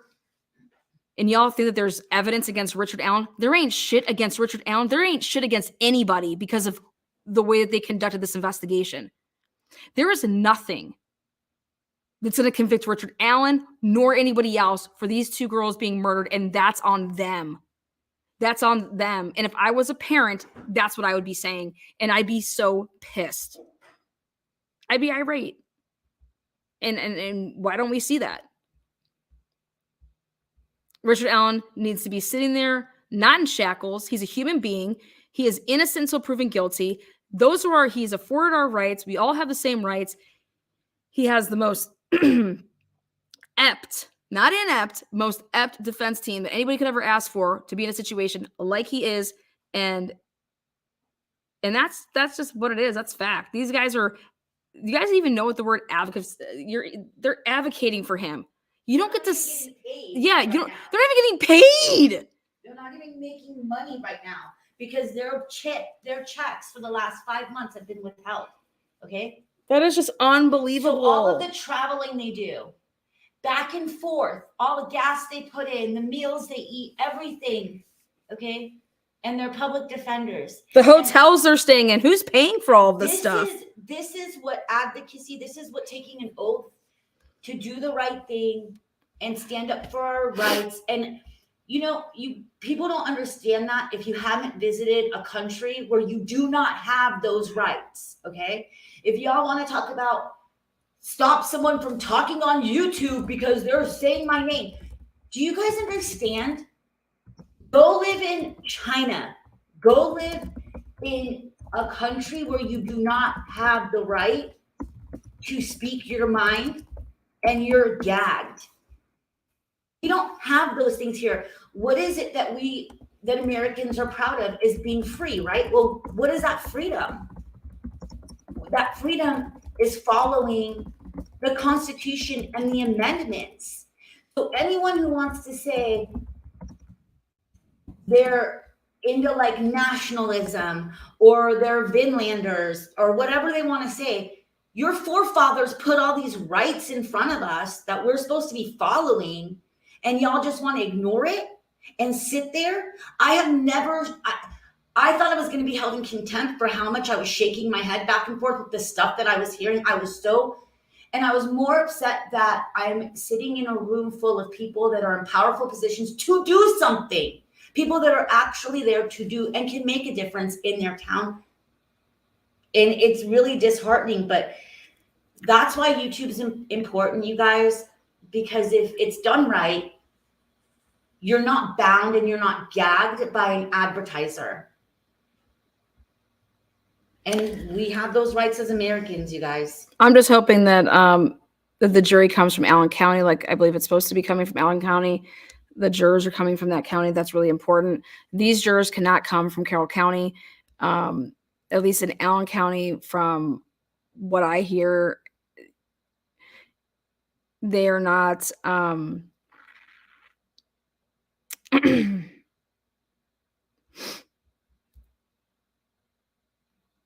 They're not as closed-minded. They don't drink the Kool-Aid as much. So that's going to be important. But Doug Carter, I'm disappointed. I'm disappointed because I know a lot of people believed in this man. I know that a lot of people, saw him as this like guy that's going to go down to the end and truly put away, whoever did this to the two girls. And to look back and to listen to all of his words, it makes me absolutely want to fucking puke. Literally puke. And I'm allowed to say that. I'm allowed to have my opinions on that. And I'm not going to not say something because, oh God, no.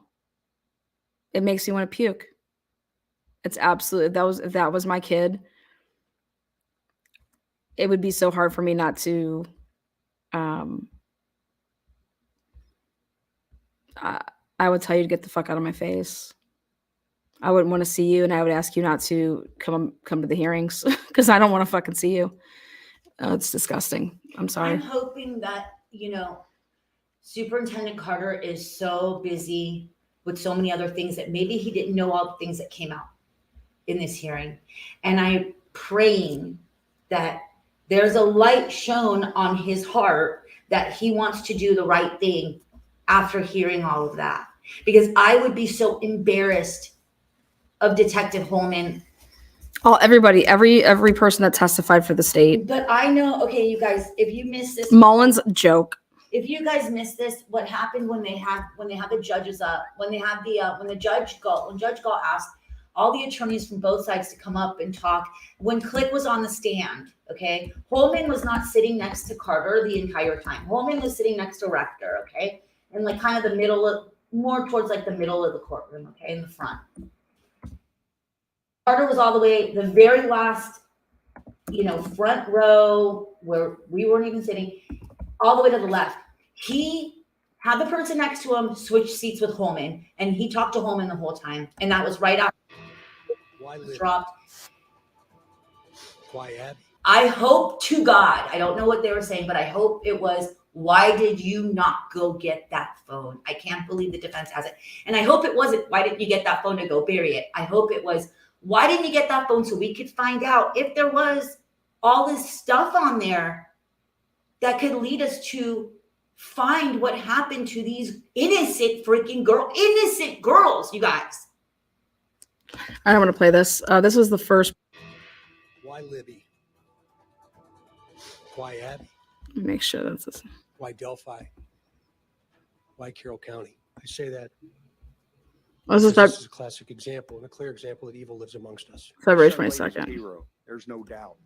To have enough presence of mind to activate the video system on her cell phone to record what we believe is criminal behavior that is about to occur. A show of force. More than 24 police officers joined together to ask for your help to find whoever killed Abby Williams and Libby German. And we learned today that Libby took the picture of the man who police want to question. And she also recorded audio of a man giving instructions, possibly just moments before the girls were murdered. Police today released a portion of that audio. Okay, so they say that Libby took a picture. So where's this picture at? We've only ever seen the video.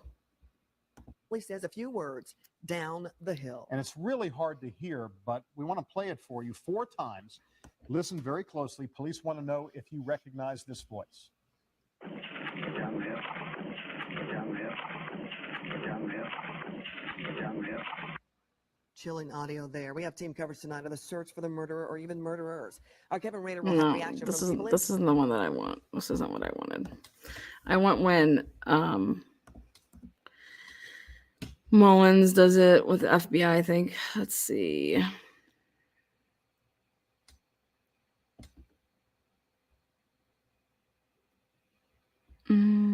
He was sitting down. Yeah, this is it. Right here. For assisting in attempting to locate these the 2 young children that were missing earlier. They just wanted to say thank you to those people, and thank you. They were just wanted to express their gratitude toward the hard work that was done in helping search for these children. Has the search been called off for these 2 teenagers? Not officially, because we have not positively identified the bodies at this point in time. You have people still searching the woods and creeks. We still have, there's still people out looking, but it has been scaled back. Let me just put it that way. Are the bodies of the 2 individuals recovered are those of young female children? I'm not at liberty to give that information out as of this time. Who found them? I'm not going to say at this point in time. Why do you believe that there was foul play? Just the way the bodies were found. That's about all I can say at this point in time. Were they in the water? They were on the edge of the water, from what I understand. That's about the best I can tell you. Any outside injuries? I'm not going to make a comment on that at this time. What time were they found? That I'm not sure. 12:15? About 12:15 this afternoon. Are there any either suspects or persons of interest being questioned at this time? We have not gotten that far into the investigation, so I cannot comment one way or the other. Sheriff, you are from this community. Talk about the toll this search and this apparent recovery has taken on your county. It's been a long several hours. It's played tremendously on the emotions of the community, but the plus is, the positive is the outreach of love and support for the families involved. I think that's been fantastic. It speaks highly of our community. You've talked to the families.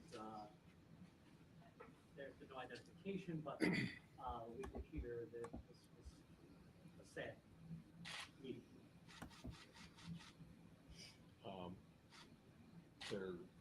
There is some sadness, yes. How long do you think it's going to take, of what you know so far? How long do you think it's going to take to positively identify? I can't speak for the coroner. He's the one that will take care of that part. That's not something I can give you that information at this point in time. How far down was it from the bridge? Downstream. Probably more than a mile, or less than a mile, rather. I'm going to say somewhere between half and 3/4 of a mile.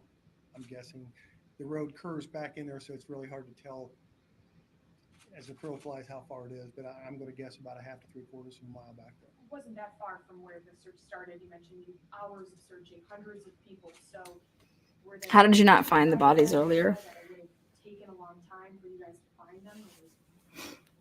We really don't want to comment on that at this point in time. We don't really want to put out too much information at this point in time. Something I will do, Because they don't have any. if you follow me on Twitter, I'm going to probably put tweets out Follow me on every hour on updates. Twitter. As much as that, I'm just going to say we have nothing new at this time, but I will try to do that for at least the next 4 to 6 hours. How do you suspect? Do you presume that these are the two people you were looking for? I really can't comment on that at this point in time. Were there any visible injuries or other signs of trauma to the bodies that were discovered? We're not going to make any comment on that either. I know we're not giving you much. I understand that, but I mean, we're at the baby stages of this case. At this point in time, I cannot release really much more information. As soon as I can, I will be more than happy to put stuff out. Sounds good. Who is? Carroll County is actually the Sheriff's lead. office. Is it fair to say the search has been drastically scaled back? Correct. I will say that, yes. Sheriff, are you classifying this as a homicide investigation at this stage? It's a death investigation of unknown sources. The fuck? Chief, you have not said anything that this is your town. Talk about the impact this has had. It's had a terrible impact on our community. The people who participated in the search, people who have participated in all the efforts to try to find the victims in this case are very much appreciated. But I know it's had a terrible effect on our people, and we are grieved this sort of thing would happen here in our community. Sick fucks. I am pleased to see the community come out and help us the way that they have. I would never think that your community Pleased to be part of would cover something like this up. has done everything they have done to help us out in this case.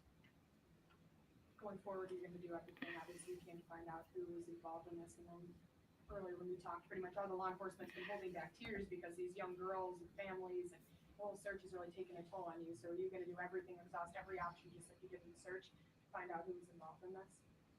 Yes.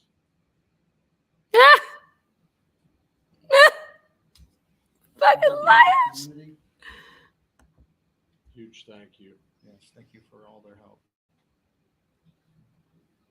Should people in the community be afraid right now based upon what you've seen and you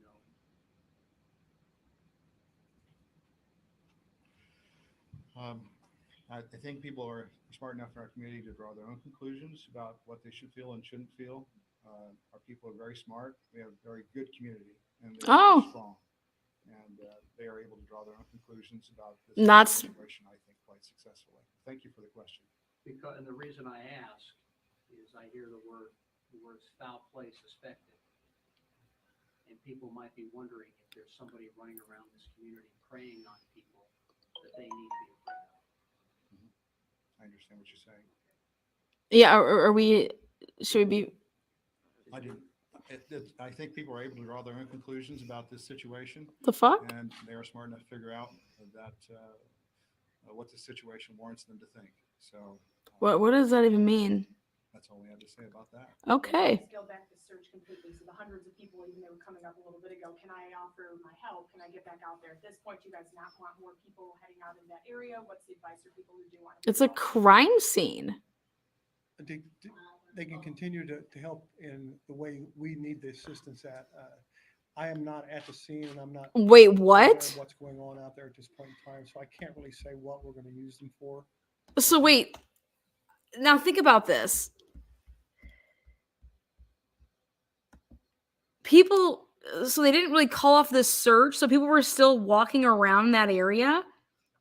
Like there would be like crime scene tape up. Like you would know, like what the heck are they talking about here? What are they talking about? So people should like not like they're trying to like come out and help. Are they allowed to be walking around over there? Like what? They can pee there too. They can pee there? What the hell is going on? I'm not joking. What are these people talking about right now? Like they're acting like there is no crime scene. You guys understand? Like there's people that are gonna just be walking around the woods and it's okay. Like the defense needs to grab this. This is unbelievable. This is exactly what happened in the hearing when they were talking about that anybody could just go up there and take pictures, okay? Because Gall said, yeah, it wasn't a crime scene yet. The fuck are you talking about?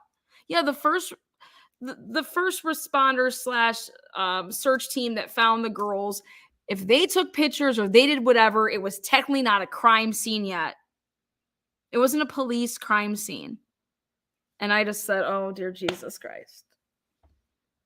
Okay. Well, there you have it.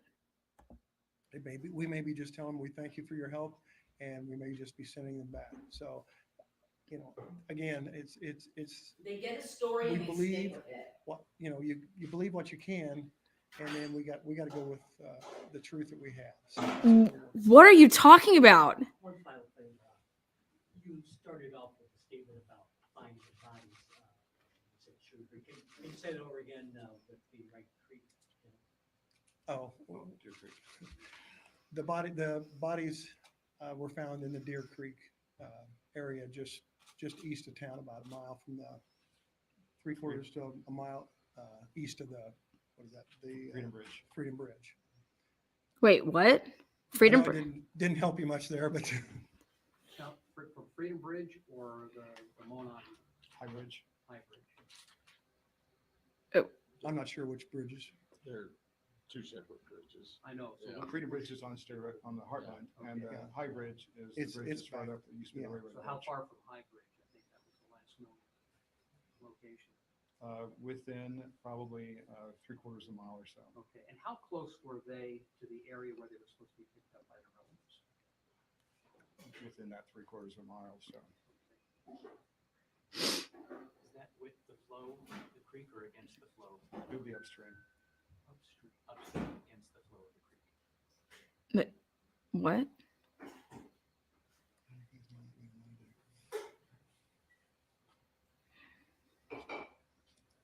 Thank you, gentlemen. Thank you. That's All where- right. Okay. Awesome. Great. Awesome press conference right there. Then they went on to do, let's see what else we have in 2017.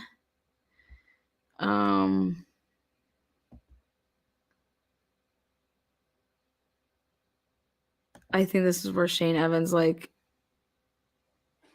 loses his shit. Okay, good morning. On behalf of for officers as they're investigating this case, but also their willingness to give us information and anything that we have asked, including this church, today for the press conference that Pastor Todd has given us. Words tend to escape during these periods of times, and I've only had a couple of other situations in my lifetime. I'm able to stand before you and say that. Why Libby?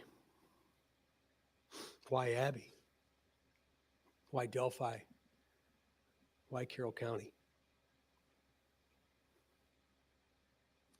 Why the region? Why the state? Why even in the nation? I say that because this is a classic example and a clear example that evil lives amongst us. To the family, to the community, the region, the state, as a leader of the Indiana State Police, I say, I am so very sorry. Resources. It's unlikely that any of you will ever see, nor will we ever see or experience again, the level of resources that are attached to this investigation. Oh, no, you did not. To the media. The level of resources? You guys couldn't even run a goddamn DVR. The fuck are you talking about?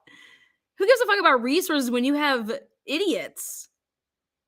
You can have the best resources at your disposal, but when you have idiots, you know, trying to run a John Deere tractor and you can't drop the blade to cut the grass, I mean, unbelievable. My gosh, all I can say is just give you my sincere thanks. See, this isn't like TV. There's a perception that this can be solved very quickly. Anything that we do can be solved very quickly, but this is a testament that it can't, and we need you.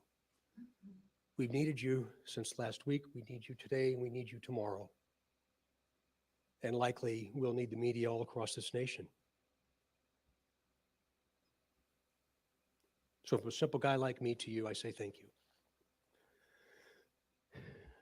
To the people dressed funny like me and those that represent the law enforcement profession, please understand we're human beings just like you. Oh, God. I stand anywhere in the nation with people standing behind me. We're human beings just like you. Is this like a way to be saying it like, God, we've made mistakes? Wait, is Carter saying that? Yeah, we're human beings just like you. Huh? He's saying it on 2/22/17.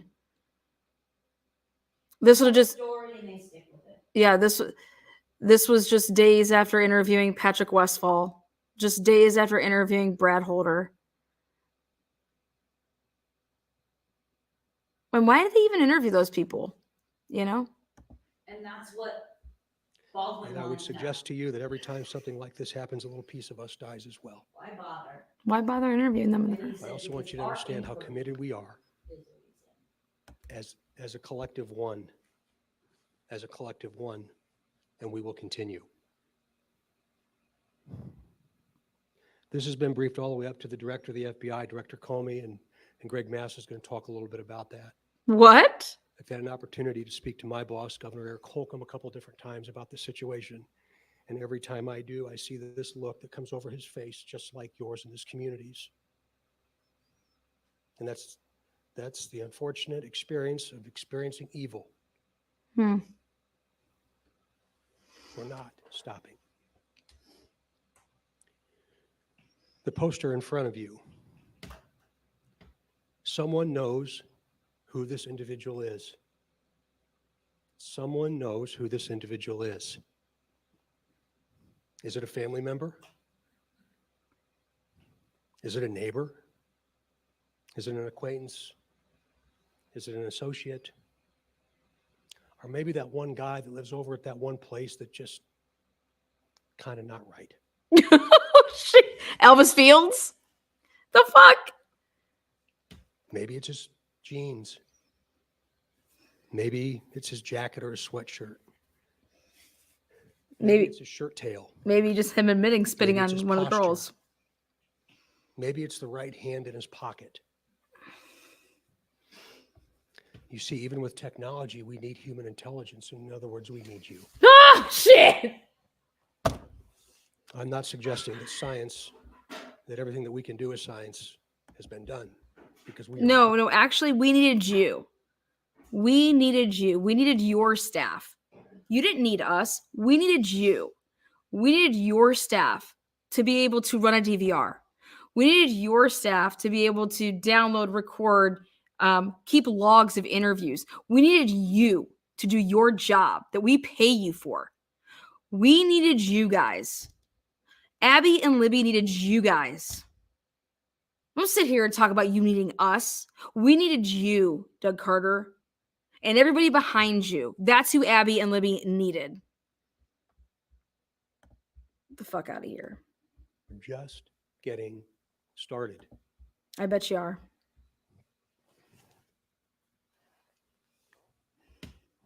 Abby and Libby deserve us. Hmm.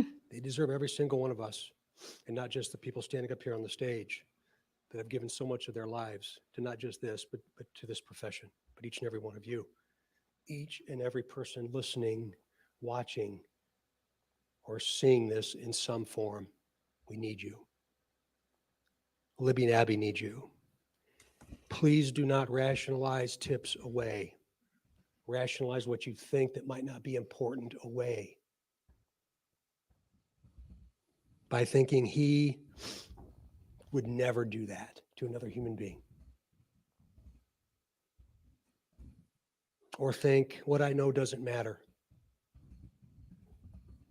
Let folks like the people that are standing behind me with such incredible passion and commitment and dedication to this profession make that determination.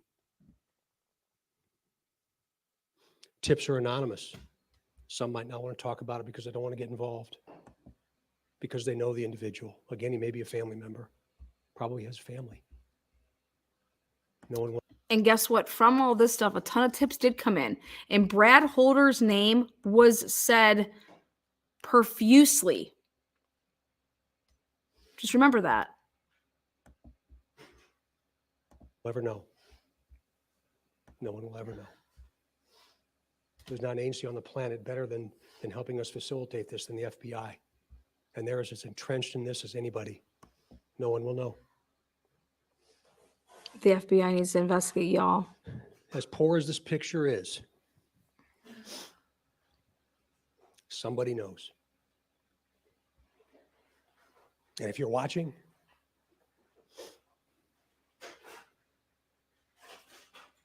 we'll find you. Who's next? I hate to ask you that question. I'd give my life to not have to.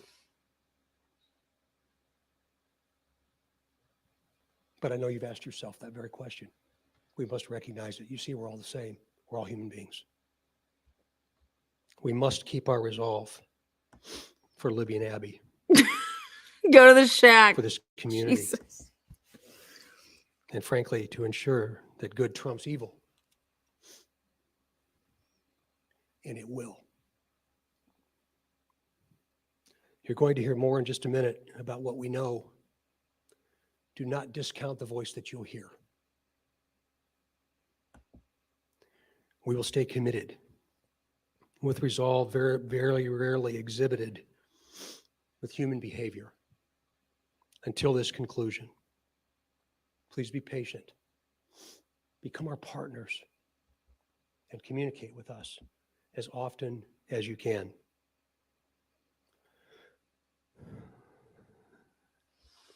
And now, from a very humble servant,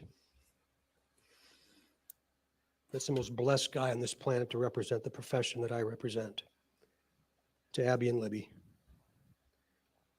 It's my hope and my prayer that you're now experiencing God's promise of eternal peace.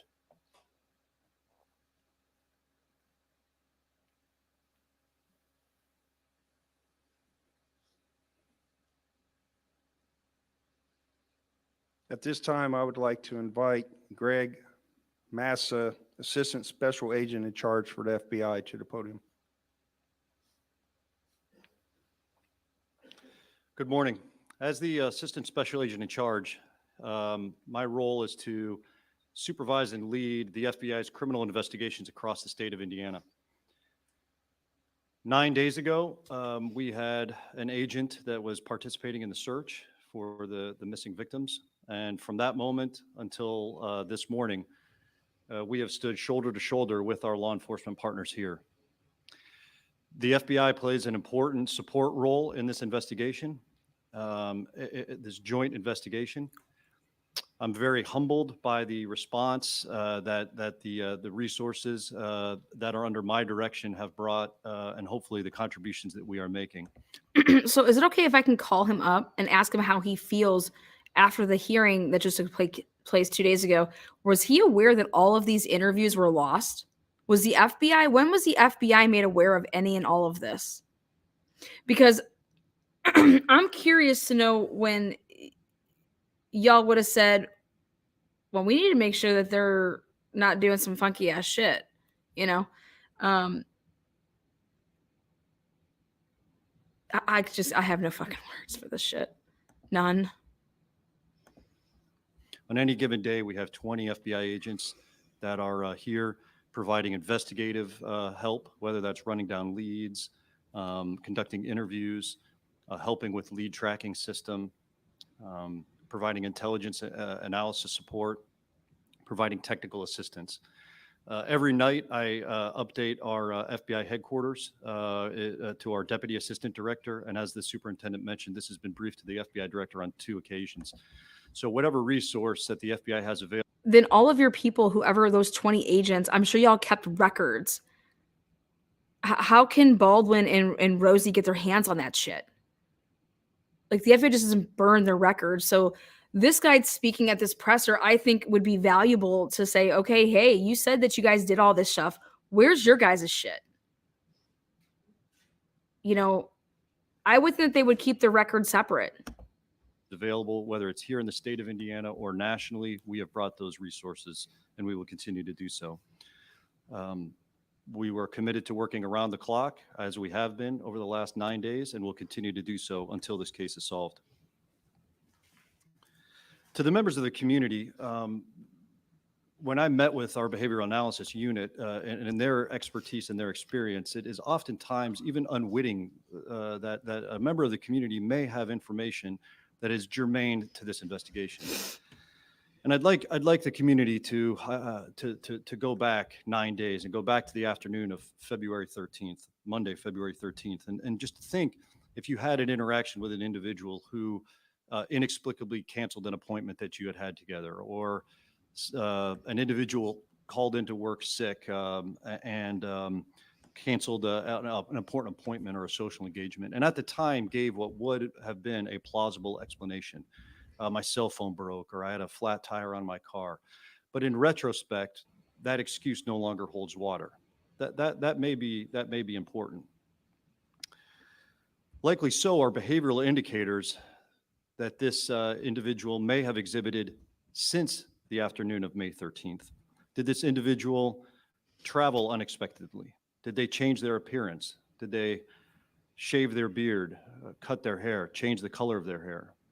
The superintendent mentioned the clothes that this individual was wearing in the photo. Did they change the way they dress? Did their behavior change? Did their sleep pattern is different now? Did they start abusing drugs or alcohol whereas they would not have? Have they been anxious, nervous, irritable? Have they followed this case and what the media is putting out with a sense that is not normal? Have they had ongoing discussions regarding their whereabouts on that afternoon or thereafter? Please, if you have that information, call that into the tip line. After this press conference, the FBI will be putting out a series of these indicators on our social media, so it'll be available not only to the citizens of this community, but across the state of Indiana and then nationally as well.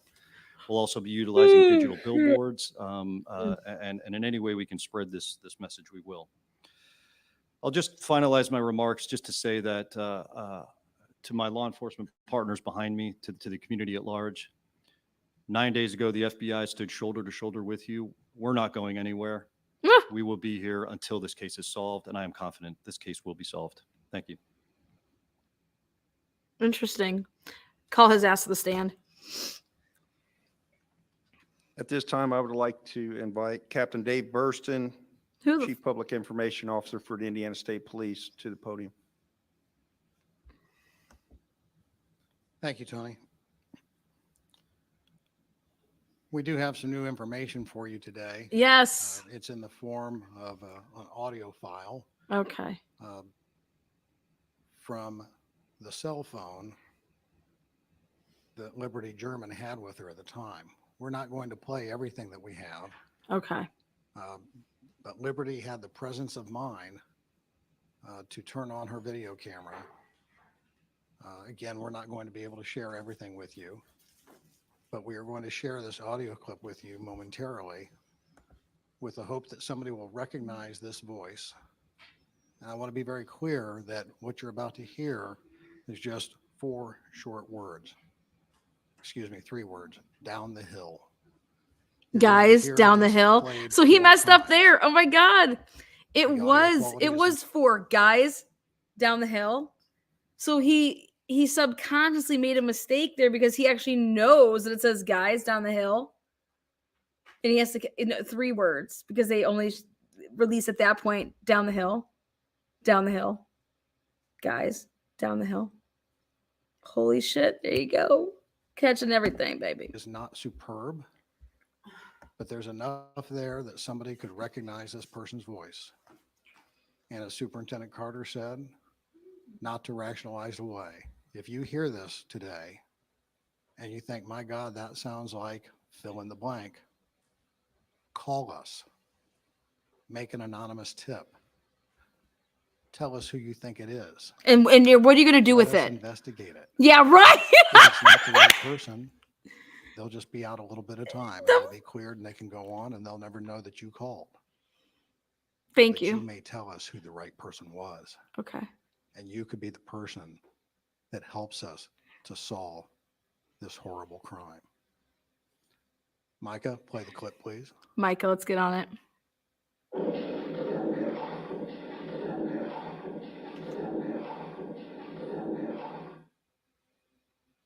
you play it one more time?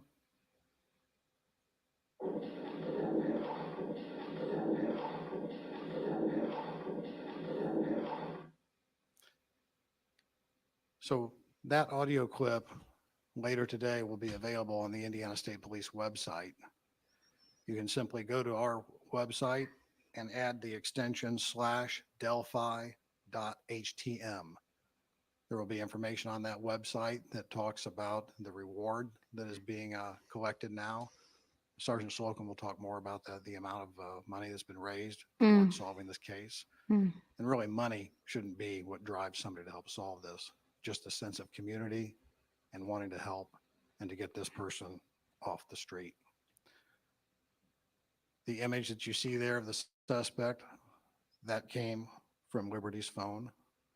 I think many of you had speculated that before. We weren't prepared to discuss that at the time. We have more video. We're not releasing it. It's germane to our investigation. Jermaine. And it's important that we spread that person's voice far and wide for somebody that will recognize who that is and will call us and tell us.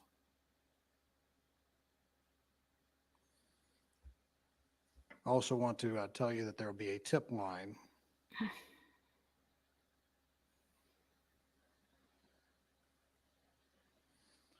There's an email tip line.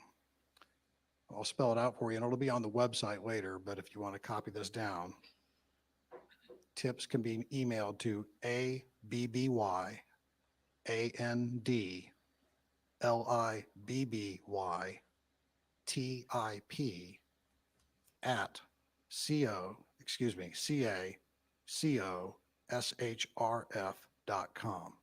So that is Abby and Libby Tip at CACOSHRF.com.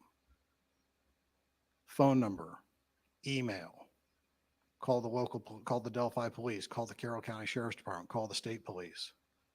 Help us to capture the person responsible for these murders.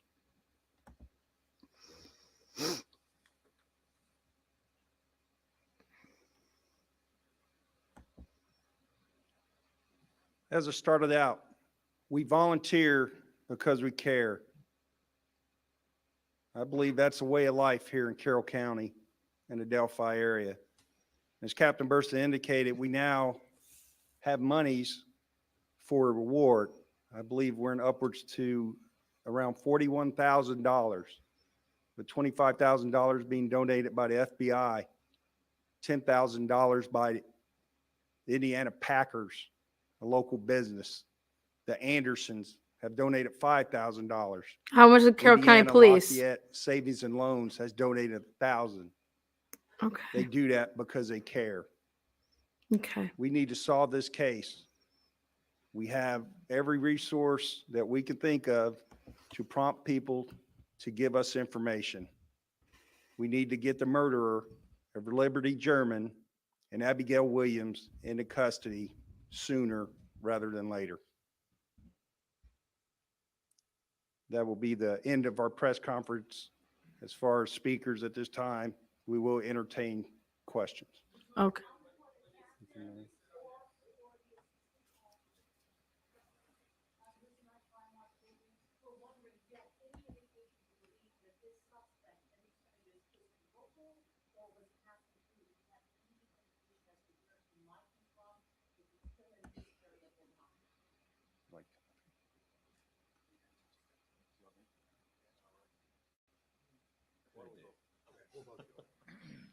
What the hell?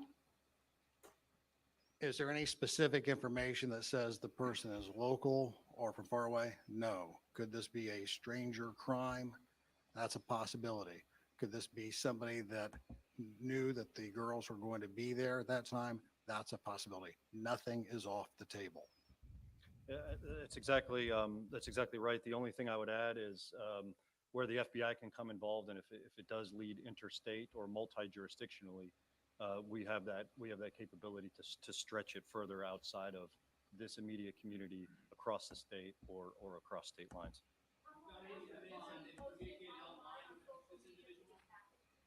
Let's go one at a time. I'll let you do your follow-up, then I'll come to you. What's your follow? Go ahead and do your follow-up. One question.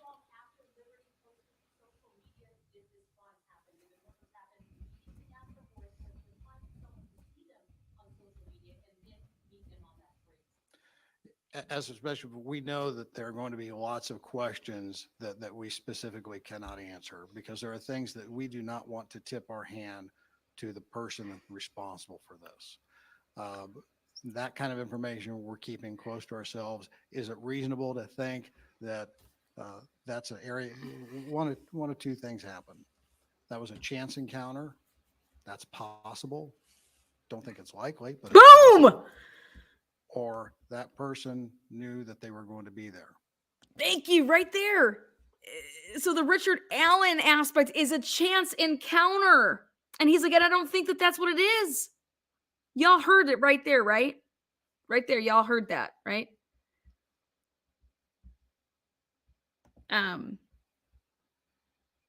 Think about this right there.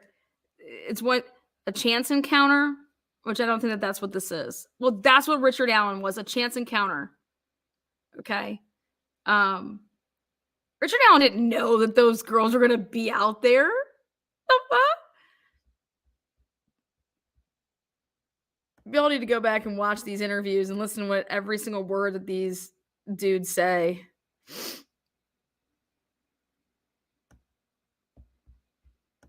That kind of information we're keeping close to ourselves. Is it reasonable to think that that's an area? One of two things happen. That was a chance encounter. That's possible. Don't think it's likely, but it's possible. Or that person knew that they were going to be there. That's possible as well. Those are things that we're looking into. Question over here.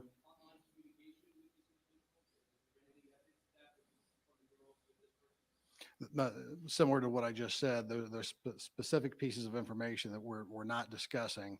The best example that I can give you is if somebody is a victim of a burglary and then they're murdered, everybody wants to know how they were murdered.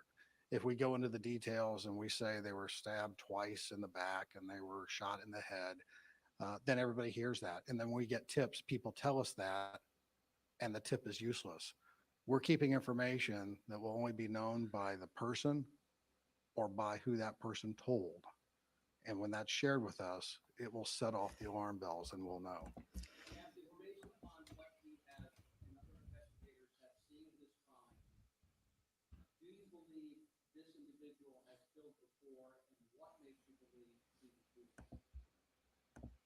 Greg, I'll let Agent Massa address that. There has been no indication right now that this is a part of a serial murder, if that's what your question is. They didn't ask that. They just asked if they had killed the facts before. that we have collected at this point in time, we have not tied it to any other known homicides. That's not what the question was.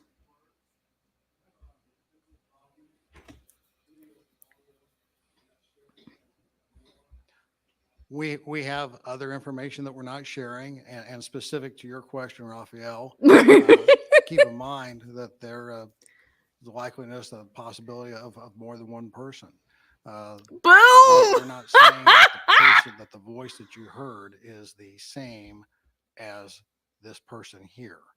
This is all very complicated, very involved, and as much as we would like to tell you everything, more importantly, we want to solve the crime. Did you guys just hear what he just said? Did y'all get that?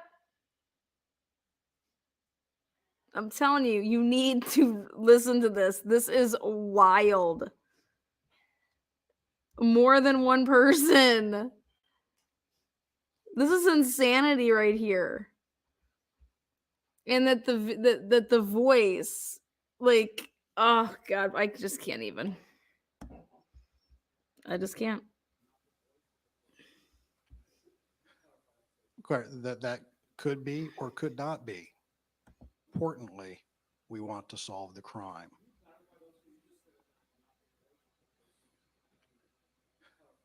That could be or could not be.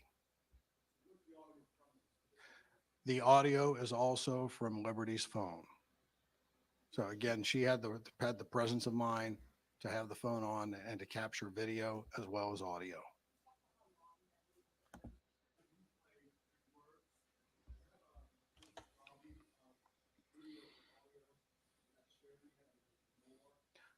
We have other information that we're not sharing, and specific to your question, Raphael, keep in mind that there the likeliness, the possibility of more than one person.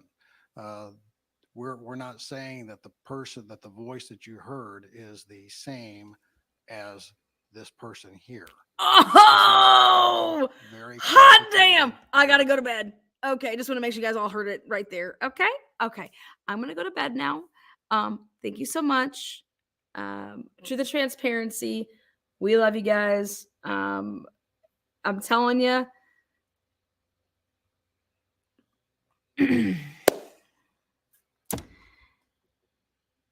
Mods, thank you so much. Members, subscribers, again, you're going to have an opinion at the end of this video. So like it or don't like it. You have an option. Don't be a fence rider. Thumbs it up or thumbs it down. Just, you're going to have an opinion. And you got to have an opinion. If you don't have an opinion, God, I just don't understand that. So this is just absolute wild. Going back and listening to this stuff with what we know now.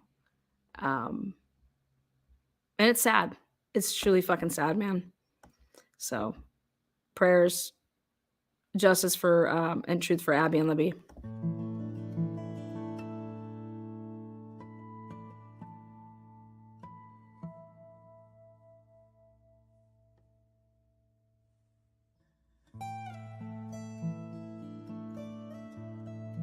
Today is not a day to celebrate,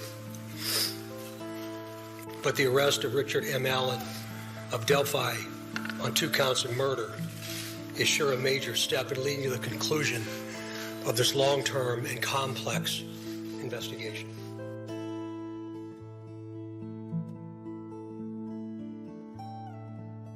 Of this long-term and complex investigation. Of this long-term and complex investigation. Of this long-term and complex investigation.